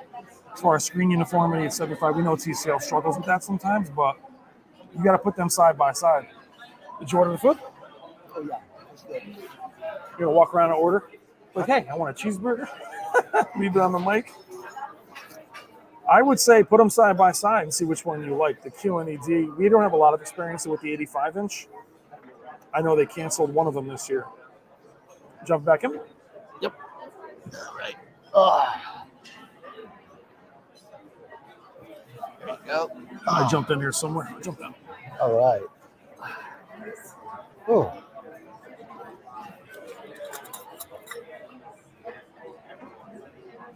Hey, journalists from all over the world are coming to CES. All over the world? You drove 2 hours. I flew from the East Coast. And it's actually cold here, but for me, it's warm. Where are we at? I went up and down because you're... Oh, yeah, I know. It's all over the place. Hey, we missed your question. Just keep on asking because we're just all over the place right now. So sorry about that. Did Caleb hit you up or is he... I texted him, but he's just so busy all the time. He's a superstar. Will Robert Zone be appearing? Last minute, he said he was going to come to CES. So he's here at CES. I think he's only here for a couple days. He's coming in for 2 days. So he gets all the behind the scenes. So I imagine he'll be here tomorrow. I'm going to hit him up for Sony updates. I think we need to know what's happening. I think so too. And if we can, we'll get him on camera. You know, if we see him. So as far as reactions to the question, any updates on the QNED, QNED, or micro-LED or any others? So Samsung's QNED is officially shelved because QD OLED is so successful. Until QD OLED is surpassed by something else, they don't need to go into QNED. Right? QNED is a good technology, but they're like, wait, why are we beating ourselves up to create these micro LED nano rods? That's very technical, it's very difficult. Why do we need to do that if QNED or QD OLED is the best right now? And MicroD needs to overcome manufacturing issues. It's really hard to place 4K density TV pixels, pixel by pixel by pixel, whereas QD OLED, it's easier and it's doing so well. Samsung Electronics wants to sell micro LED, but right now the least expensive one is $80,000, $90,000 for like an 80-something inch. I mean, it's going to take a while for it to come down to a reasonable level. Well, anyway, I think that if LG had used a VA panel, the QNED would have been a huge hit over the nano cell. Oh yeah, their version of QNED. Yeah, so that's another confusion. LG's QNED is not QD with nano rod. LG's QNED is really just a mini LED TV with an IPS panel. That's it. And I love this point. I cannot agree more, Joanna.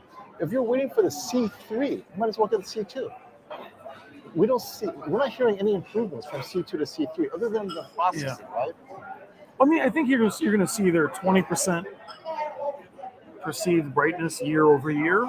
But I think the C2, I thought the C2 looked better than the C1 by enough of a difference, not to upgrade from it. But if you're talking about buying your first one and it's a deal, no, you're right. I mean, the C is being, but they have to also delineate the C from the G more so than just the frame and the heatsink. So they have to separate those more if you're going to have one be a mid-range. Same question. Samsung QN95B from 2022 or this year's QN900 series or 90 series for 2023. I have seen Samsung, they're at the limit of what mini LED can do. That's how I feel. Yeah, I mean, especially we saw the QN90A was a bit brighter. It was. So it's refinement. The It has QN90 deeper blacks. and the QN95 was a very late entry, which was much more expensive, which offered the one connect. But the QN90B was more flexible, more sizes, Lighter, and is the one connect something you need. So, but again, we expect Samsung to be incrementally better every year. We saw a peak brightness difference, QN90A. Though I'd argue, I think the QN90A handled blooming. It flattened it out more, gave you that grayness. whereas the QN90B, specular highlights were brighter. And so in 2023, if you're getting a Samsung, save a lot of money and get the 2022 QN95B. I don't think the subtle improvements for the QN95C, right? Let's just call it the QN95C. The improvements will be so subtle that would you want to spend an extra $800, which is what the price difference will be.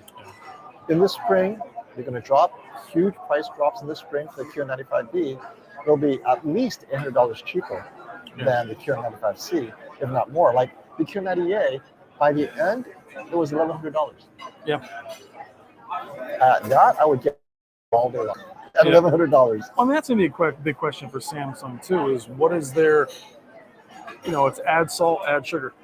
What's your balance going to be? Are you looking to get brighter than ever? If they were really putting the pedal to the metal and saying we're going 3,000 nits, I don't hear that anywhere, and I wonder if are we not doing that anymore? We're not chasing that anymore. I don't think we are. Well, are we chasing dual input mode? Thank you, Big Steve, for the question. What about this dual input mode on the C3? By the way, I haven't read into that, so I don't know yet. Well, we'll find out. The split screen was out there. Yeah, a picture in picture, basically. Two HDMI, splitting it. Yeah, I mean, I don't know. I was never somebody that cared about I wouldn't do picture in picture. It's not my use case, but it could be yours. Could be yours. I mean, if you're doing it for productivity, but if you're using it as a monitor, you can do that anyway. But I can answer this question. If it's dual input display, it is a hardware thing. You're not going to do a firmware update on that because you designed that processor with that in mind. And if the C2 is not designed with dual input mode in mind, I don't believe it is. You're going to have a hard time. Or actually, you can. But if it was designed with it in mind, yeah, it's a firmware update. The question is, was it designed with thinking, you know what, we'll add this dual input in the future? Honestly, I don't think so, because that's a lot of processing. Just split dual channel. But then what do you do there? Do you do dual input? Where does the audio go? And then on top of that, do you drop the resolution back to what we said with, okay, well, now you got two 1080p's. That's a good question. Which one's audio? Which one's audio? audio? The main one or do you switch audio? Yeah. It's a lot. It's a lot. It goes back of to hardware. picture in picture. I mean, it was always a cool feature to have, but how often do we really use it? You ever use didn't. picture in picture? Never. I never use I it. see the use case. You're watching a football game and you want to see what's playing on the next one. And you use picture in picture to watch 2 games, but you end up turning the small one off because you can barely see the thing. You can barely see it. And again, it was always a very choppy thing. So That's a good question. we're doing 3 hours on our first one. I can't believe it. And they're still here. Our people Wow, are here watching. awesome. I love it. As someone, thank you, Alex, for the question. As someone who just purchased another one, just purchased the G2 for $2,000, will the G3 upgrade be worth it? If you are thinking like this already, just return the G2 if it's within your window. And this is why. The G2 is not selling out. It's going to still be there in the spring. Yes. So return it. Let's wait until the reviews come out. I mean, at this point, You're supposed to be the voice of reason. you know what's going to happen. Tell you what, All you're gonna this- go, Alex, no TV for you, 5 months. This is what's going to happen. He's It's going to true. buy it. I love it.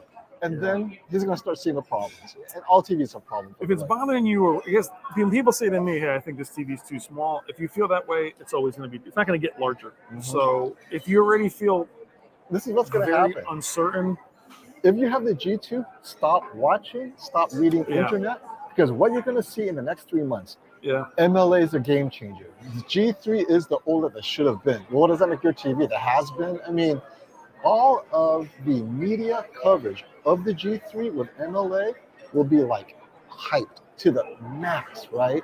And then the QD OLED hyped. And then suddenly yeah. you are, I don't want to say it, you're not obsolete because you won't be watching content that demonstrates the hype, Yeah. but you'll feel it. And so if you want to keep the G2, stop. But if you have context where, you know what, I'll buy a new TV in 4 years, whatever. Yeah. Let's have fun, right? Keep the G2, upgrade in 4 years. But if it just pains you, like Michelle Alexandra, pains you, Yeah. hold on, return it, and then just get the G3. And then you can Yeah. have fun being part of the conversation. But Alex, this is always the challenge of buying TVs this right now. You buy a TV right now before CES even is announced, you kind of know you're buying something that's already come and gone. So I just think the staying power of these TVs, if you put them all together, trust me, only we see it in very small details. It's the marketing and feature set. The G2 is amazing. If you're very happy with it, I would keep it. If you're someone that it's gonna cause you pain, yes, get rid of it. But my C1, I didn't upgrade the 83 inch C1. I had the option to go with the G2. As much as I like the 83 inch C2, it's more trouble for me to take that big thing out of there. Even if I got it for free, for instance, or it costs less, you have to be okay in your mind that you made the right choice. It's hard for us to give this advice because for us, a lot of it's throwaway.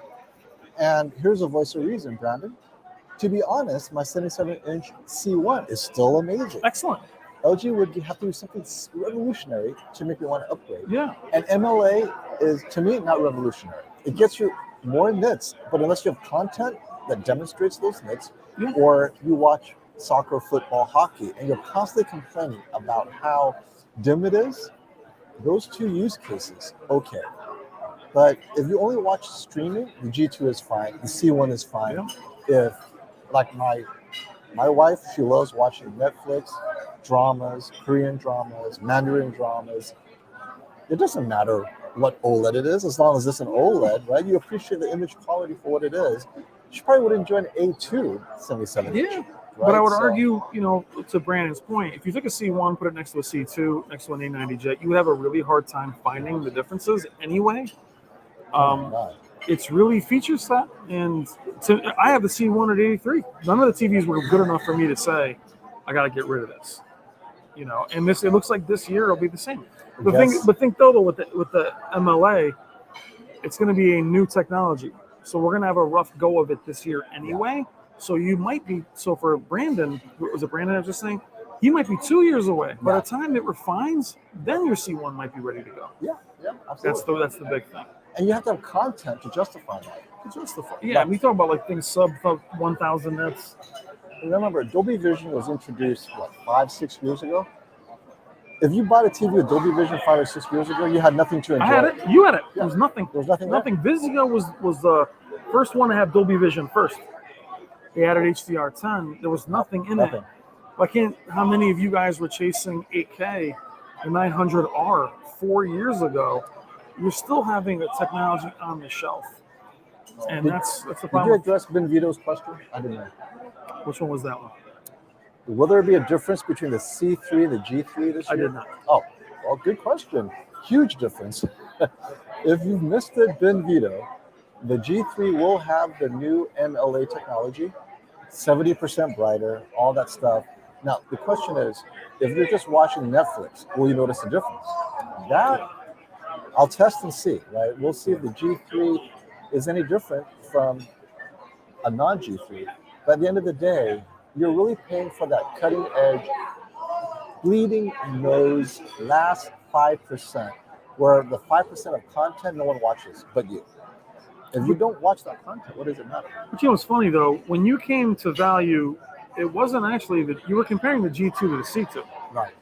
Yeah. And even though the G2 had the heat sink and was 30% brighter, we found it very difficult, even with Spears and Munsell, where we forced those nits. We'll have to do the same with the G3. We may find the same issue here. We need to do, and I don't know, will Robert let us? After last we year's don't know. fiasco, he may not. But we'll see. I guess my point is, even though the C3 don't count it out yet, if it's year over year 20% brighter, it still might end up being the go-to, as it'll be more affordable, and it'll be enough of a jump. And thank you so much, Michelle, for the super sticker.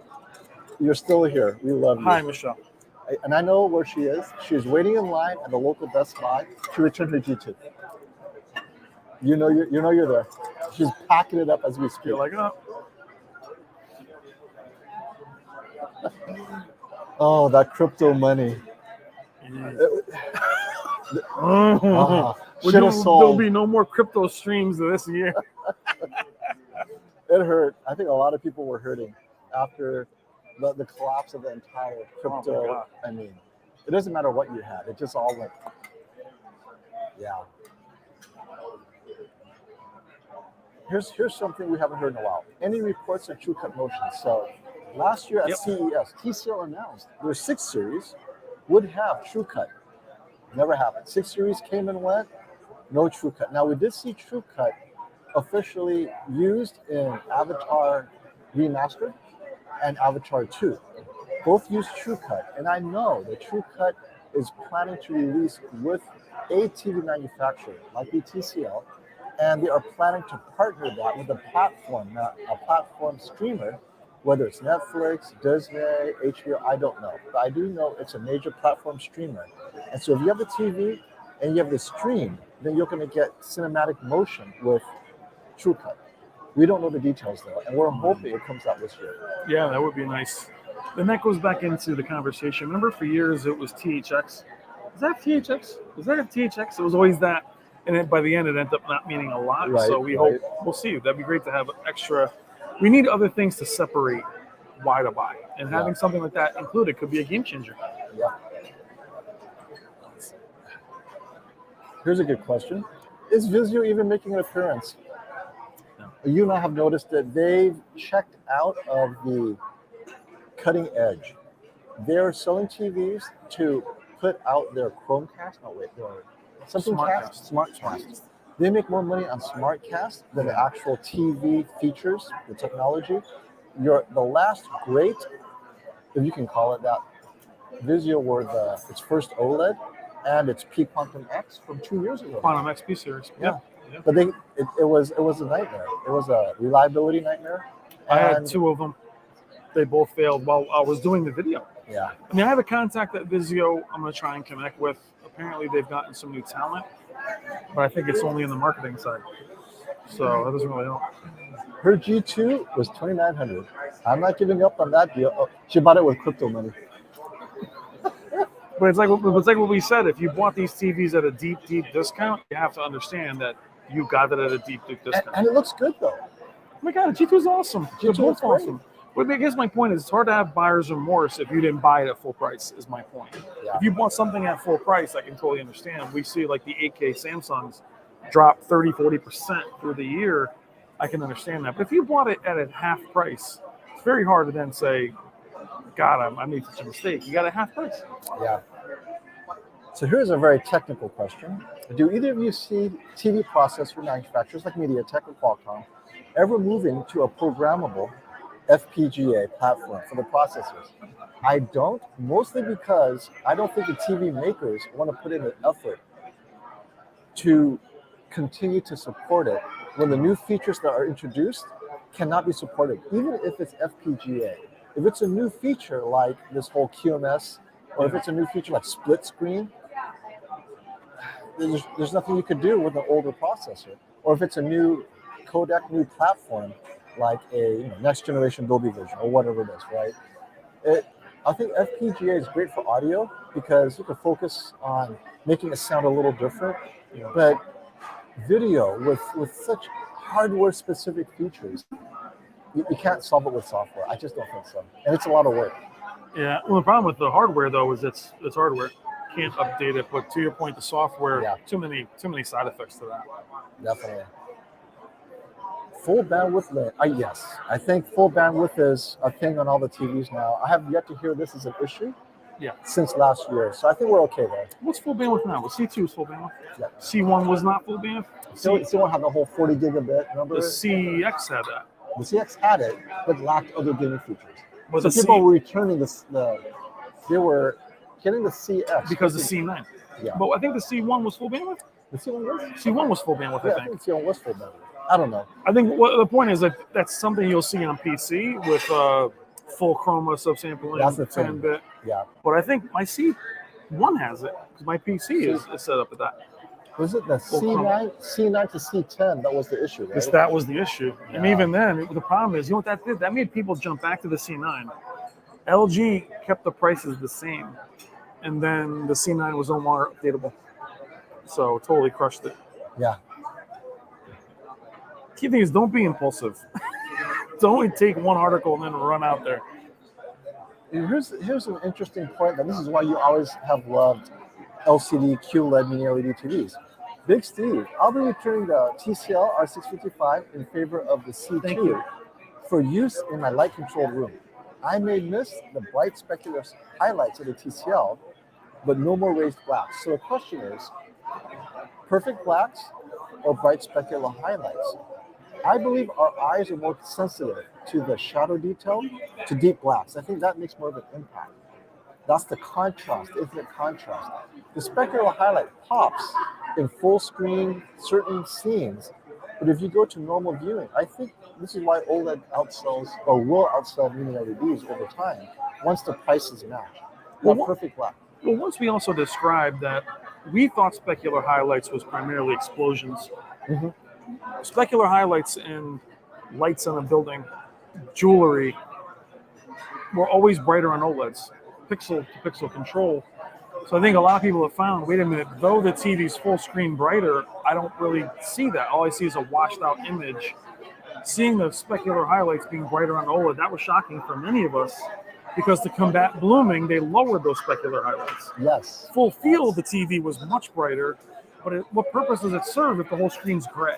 That's the compromise. So we saw that the Z2 versus the 900B was a great, in my comparison, the stars on the Z2 sparkled. On the 900B, they flattened out to a gray. So what is specular highlights for you guys? Is it an explosion? Or is it a shimmer? Or is it a torch? That's the question. Plus the reflection handling, I just did a video on it. The C2's reflection handling is actually excellent. Mm-hmm. It's just its black level acts as a mirror. But otherwise, it's not as cut and dry. The TCL, you're losing contrast ratio, and the specular highlight's not even there. So, and what we've been talking about is TCL, Samsung, and LG. What about Sony? So Jedi Master is saying that Digital Trends have said Sony's not introducing anything new at CES.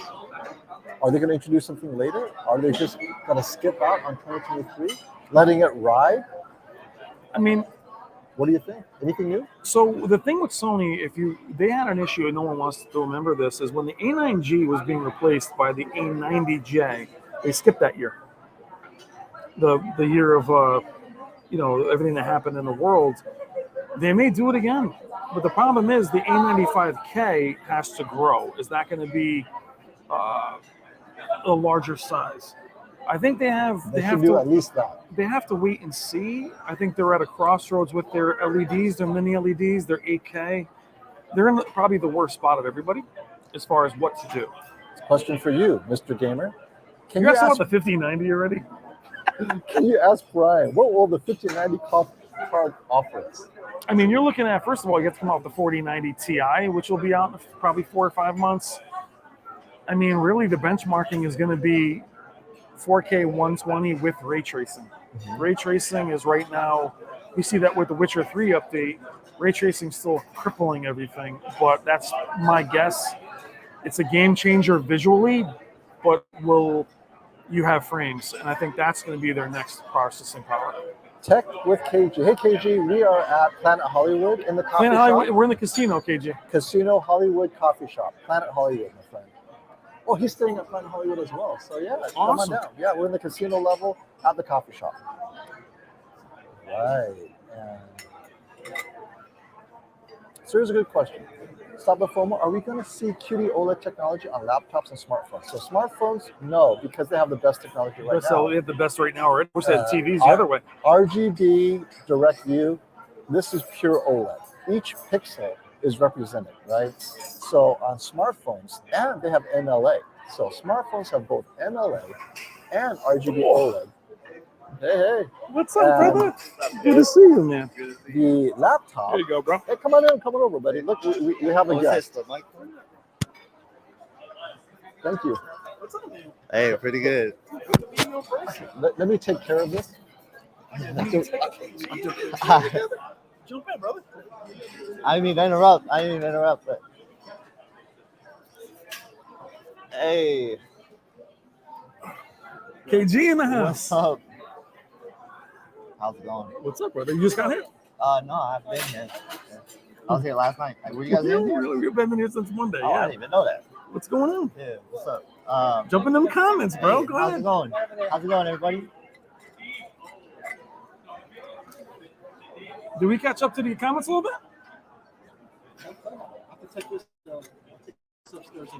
All right, cool. So, hey, you got the lens? You got the lens? The lens? Oh, okay, yeah. Still? How much longer you want to go for? Because we have, what time's the How's event now? everybody doing in chat? You gonna come back down? Yeah, we'll wrap up when you come down. All right, cool. You guys got your badges and stuff already? No, No. I don't think it's even. We can't get the badges until. Can you get them now? You Okay. don't need them for the event? Do you need them for the event? No? Okay. The badge specifically for CES, all the private shows and makers. Okay, cool. All right, cool. You just have to do your ID. Cool. Yeah. Damn, I have the badge, but not my ID. Mr. Status, exactly. Dude, me and KG chilling Is that together. your phone Same right there? thing. That's your phone. You're not taking Your it? phone's ringing. Your phone's ringing. Yeah. Hey. You guys been streaming for a while, huh? Yeah, a couple. I This just is woke our up. I just woke up. true tech guy. Yeah, we Yeah. got on. This is our pre CS. We had 400 Yeah. plus in here watching. Oh, wow. So we got here early, a couple hours. And then, Yeah, I'm late. Sorry. You're good, brother. Yeah, I was late night. I went to sleep at 6. What you doing? What? I mean, You out there gambling, just bro? out there. I'm with my best friend. He's doing camera work for me. Oh, really Yeah. cool. Dude, KG's like, I was just out there. Yeah. Got a cameraman with you too? Nice. Well, he's my best friend. He's your boy. All right, cool. Hey, lunch for KG. Buddy Love, thanks for the super chat. You got to send a super That's a chat. super chat. Thank you, buddy. Love for that. Oh man. So you guys talked about the G3 and everything. Yeah. Yeah. Everybody's excited about that. I can tell. We're gonna see like what if that really show up Right, as yeah. you know That'll be the 70%'s a lot, Yep. you know, and that lens, will it be at that blotchiness, Yep. and where will the C2 be? So I mean, we talk Yep. about, and we said what the QD OLED is going to do 2000, and then LG's like, no, we're doing 2100. Right. So it's always that So, incremental jump. My thing is, will LG be able to get the color volume up? You know, I mean, that's you the have to do difference, it. right? You got to do it. That's going to be the difference at the end of the day for some people, and I think that's what a lot of people are going to point to. So, FOMO, Brandon's in here. Let's go back up. He said, His flight ever take Yeah, off? his we're flight, flirting yeah. with time issues. I won't get in. I don't know. Did he miss his flight? So he's had saying, delays. we're flirting with time issues. I won't get in until like 2, maybe to you guys by 3. So we'll go to the event later then. Okay. Okay. Is he gonna miss the OG? I don't know. Are we going there with him? Is in Yeah, 'cause he's our way in. OG. Yeah. Yeah, bro. Fly safe, brother. See you in a little bit. Cool. Yeah, man. You guys eat breakfast and stuff? Or Breakfast? What you guys do? It's 12:30. No. The young guy. Look at him. 12:30. You Yeah. order food. You want something to eat? Right, I didn't even know. You tell us about the Samsung displays announcement. MLA. All right. So Brandon's gonna go straight to the LG event. Okay. Okay. Just let us know. Cool. We have 4 days together. Cool. Yeah, jump around them comments, bro. Yeah. Everybody saying hello to you. Yeah. What's up, everybody? I see a lot of people in chat that I'm noticing from other chats. It's good to see you guys here. I know you guys are excited for CES. I'm excited for CES. Oh yeah. You're excited Amped, for CES. bro. Amped. I'm glad that we're all here I'm together. excited. Yeah, I'm excited to meet you. Yeah, I'm we're all excited here. to meet This is you. the first Like, time the first time I met. we've met in person. Yeah. You know, we've been in the comments chatting with each other. So it's going to be me, you, Brandon, FOMO. I think Techno Dad's here. Yup. You know, we'll see Caleb Dennison here. A lot of guys will be here in person. Yup. So it's cool. Get our communities together, man. Yeah, no, it's cool. They're gonna have the Z3 as a demo. That'd be pretty cool.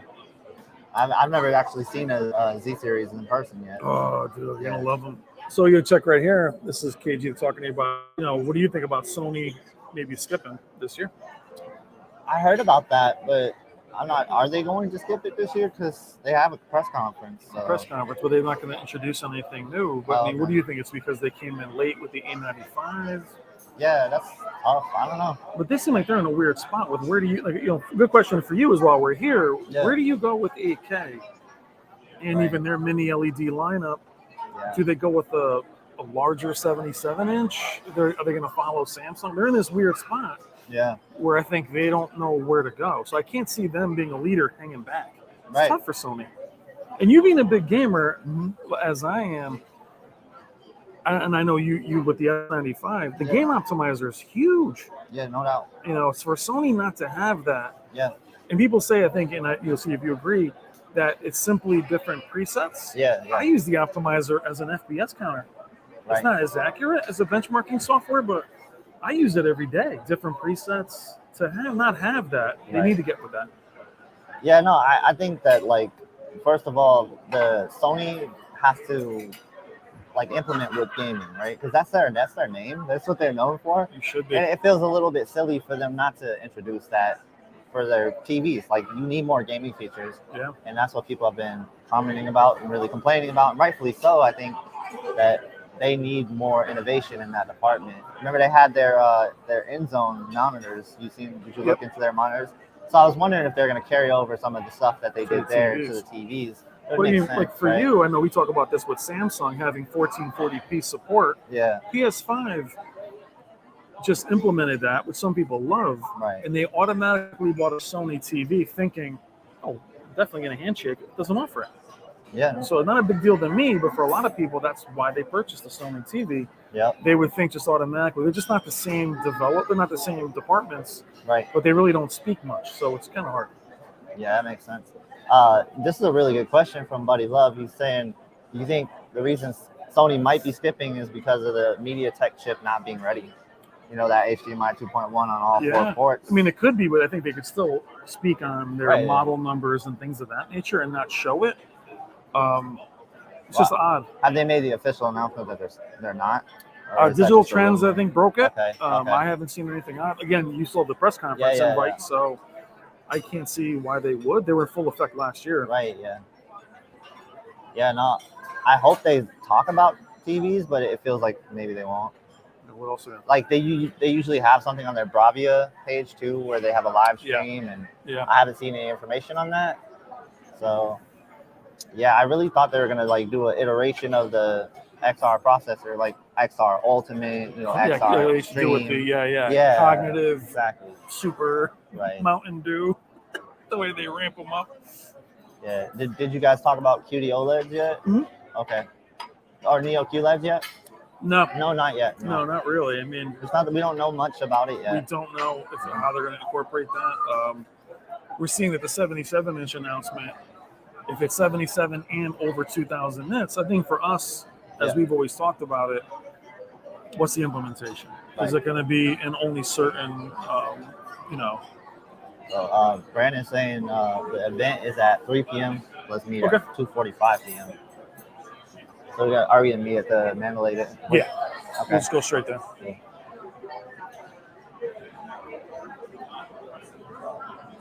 Cool. So you guys get a monorail pass, or you taking transportation? I think FOMO's car share. Oh, okay. So I think we jump in there. Cool. All right, let's look through the chat here.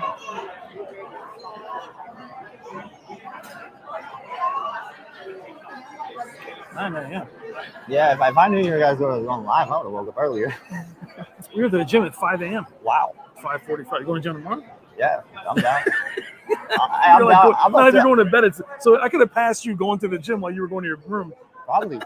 You know what? Probably. It's definitely possible. I love young people. Yeah. No, I got in, I made my video, and then I went to sleep. Yeah, I'll be doing videos. I think we'll do a video tonight. I'll do one as a wrap up what we see, Yeah. No, I just wanted to enjoy that first night, no obligation. Yeah, absolutely. It was fun. It was fun. I was hitting the slots. How'd you make out? Not good. I think that's the moral of the story for slots, though, right? Don't gamble, guys. I think with slots as a gamer, you're like, go. Oh, yeah. Double, triple? Let's triple it. Yeah. I picture you guys with some table games. No, dude, I don't gamble at all. At all? That's good. I like to get stuff for my money. That's smart. I like to buy. That's why being products, I don't mind buying them. That's smart. You got a lot of people in chat. 322 people. You did 400 and something before. Oh, yeah. Yeah, it was pretty good. Nice. Any short throws announcements? There's a ton. I mean, there's so many random companies doing short throws. Yeah, for sure. I think you got probably a lot of these invites to these random companies. Yeah. It's just, where do you go in price point? I've seen gaming projectors coming out, but the input lags are 163 milliseconds. I really want to get a projector for my setup, because I'm tired of taking big TVs up to where I'm at, and I'm like, okay, if I could get this for my main gaming display, but that's the problem. It can't be my main gaming display. No. So I always have like a 55-inch I have a 65-inch S95B. That's what I game on now upstairs. Yeah.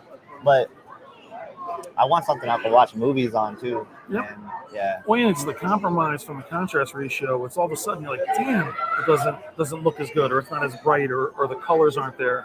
Yeah. And sometimes the immersion of gaming at 100 inches isn't what you think it would be. It wouldn't be great. Right. So I got a couple of text messages. Check it out. Super chat. Lando, thank you so much for the super chat. Just bought a 65-inch A80K. You think I should return it and wait? I love the TV in its dark room, but the lack of brightness is definitely noticeable. Go ahead, kid. A80K. Well, the thing about the TVs, when you buy them, returning it, you don't know what you're gonna return it for, right? And then you probably got a really good deal on it. I don't know how much you paid for it. Yeah. It's the question is, do you want to pay more? Because you're going to pay more at launch, and that's the thing that I think shocks everybody at first. The sticker price because you're used to these Black Friday prices. When you buy it this time of year, it's dicey. Yeah. Right. So we've talked about that the whole stream. Yeah. Is that buyer's remorse, but you bought at a severely discounted price. That's the way I look at it. But if you think, even our talk of bright TVs or brighter OLEDs, if you find the 80K too dull, there's not really an OLED out there that's going to change your thoughts on that. Sure. Even a G2, as bright as they are, they're not going to make you say, "Oh, I'm taking this back." So, Right. Lando, more is OLEDs, or are they really for you? If you find that they're not bright enough, I love the TV during, but the lack of brightness is definitely noticeable. I think you're going to find that with any OLED, unfortunately. Yeah. But if you're going to take it back, Lando, keep in mind you'll be without a TV for several months, and you'll be paying a certain amount. You'll be paying the launch prices of a G2 or a G3, and it's going to be many months. You're not going to return it and buy a TV next week. Yeah, and that's the thing about TVs. When you are buying them early, you're kind of buying it because you know that's what you're going to get the enjoyment for a couple of months, right? Yeah. And you get that benefit. So Yeah. that's the price you pay. Yep. So that's like, I guess it's an enjoyment tax if Yep. you think about it. Sure, You absolutely. know what I mean? And I would say that I think probably right now is probably the worst time to buy. The prices are very attractive. You don't know what's coming out yet, but you're starting to get the trickle of information. Right. You wait a few months and you can see if those promises actually come out, Right. and then you can say no thanks. So I think like an argument to that would be if somebody's interested in the C3 and they hear some announcements this week and Yeah. there's not a huge improvement on the C3. Now go for this. Yeah, now go for the C2 Yeah, because yeah, it's at yeah. an absolutely good price. Yeah, absolutely. You know? Absolutely. You want to do a little wrap up, my friend? Because we have. So, I'm gonna get out of here, guys. There's only two spots. Oh, actually, never mind. Yeah, hand the mic off. There you go. He's gonna hand yours off. He's possible. Yeah. I'm gonna get out of here. Thanks. All right. Okay, guys. Dude, it's so good to meet you, brother. I'll hang out for a while. All right, cool. Hey, thanks for that super chat, Lando. Oh, Lando. That's like Lando So yeah, Calrissian. so talking. We just talking about the 80K. But my thought is, if he finds the 80K to be super dim, he might find any OLED See, in general too dim. I don't see a G2 Or making you go, QD oh my OLED. god. Even QD OLED's only certain use case. You're not going to find that brighter in everything. maybe the G3. But then we're looking at he bought a 65 80K at a very discounted price. The G3 at launch is going to be very expensive. And it goes to you. Should he wait 14 months and not have a TV and get the discounted G3? Yeah, that's a long time Yeah. to wait. That's right. That's what we ate yesterday. Gordon Ramsay burger. How was Nice. So we had the steakhouse last night. Was banging. Oh, was it? Our- Yeah, slam it. Very good. It was good. The Gordon Ramsay. Oh, it's good. Nice. I gotta hit that. Check that out. it?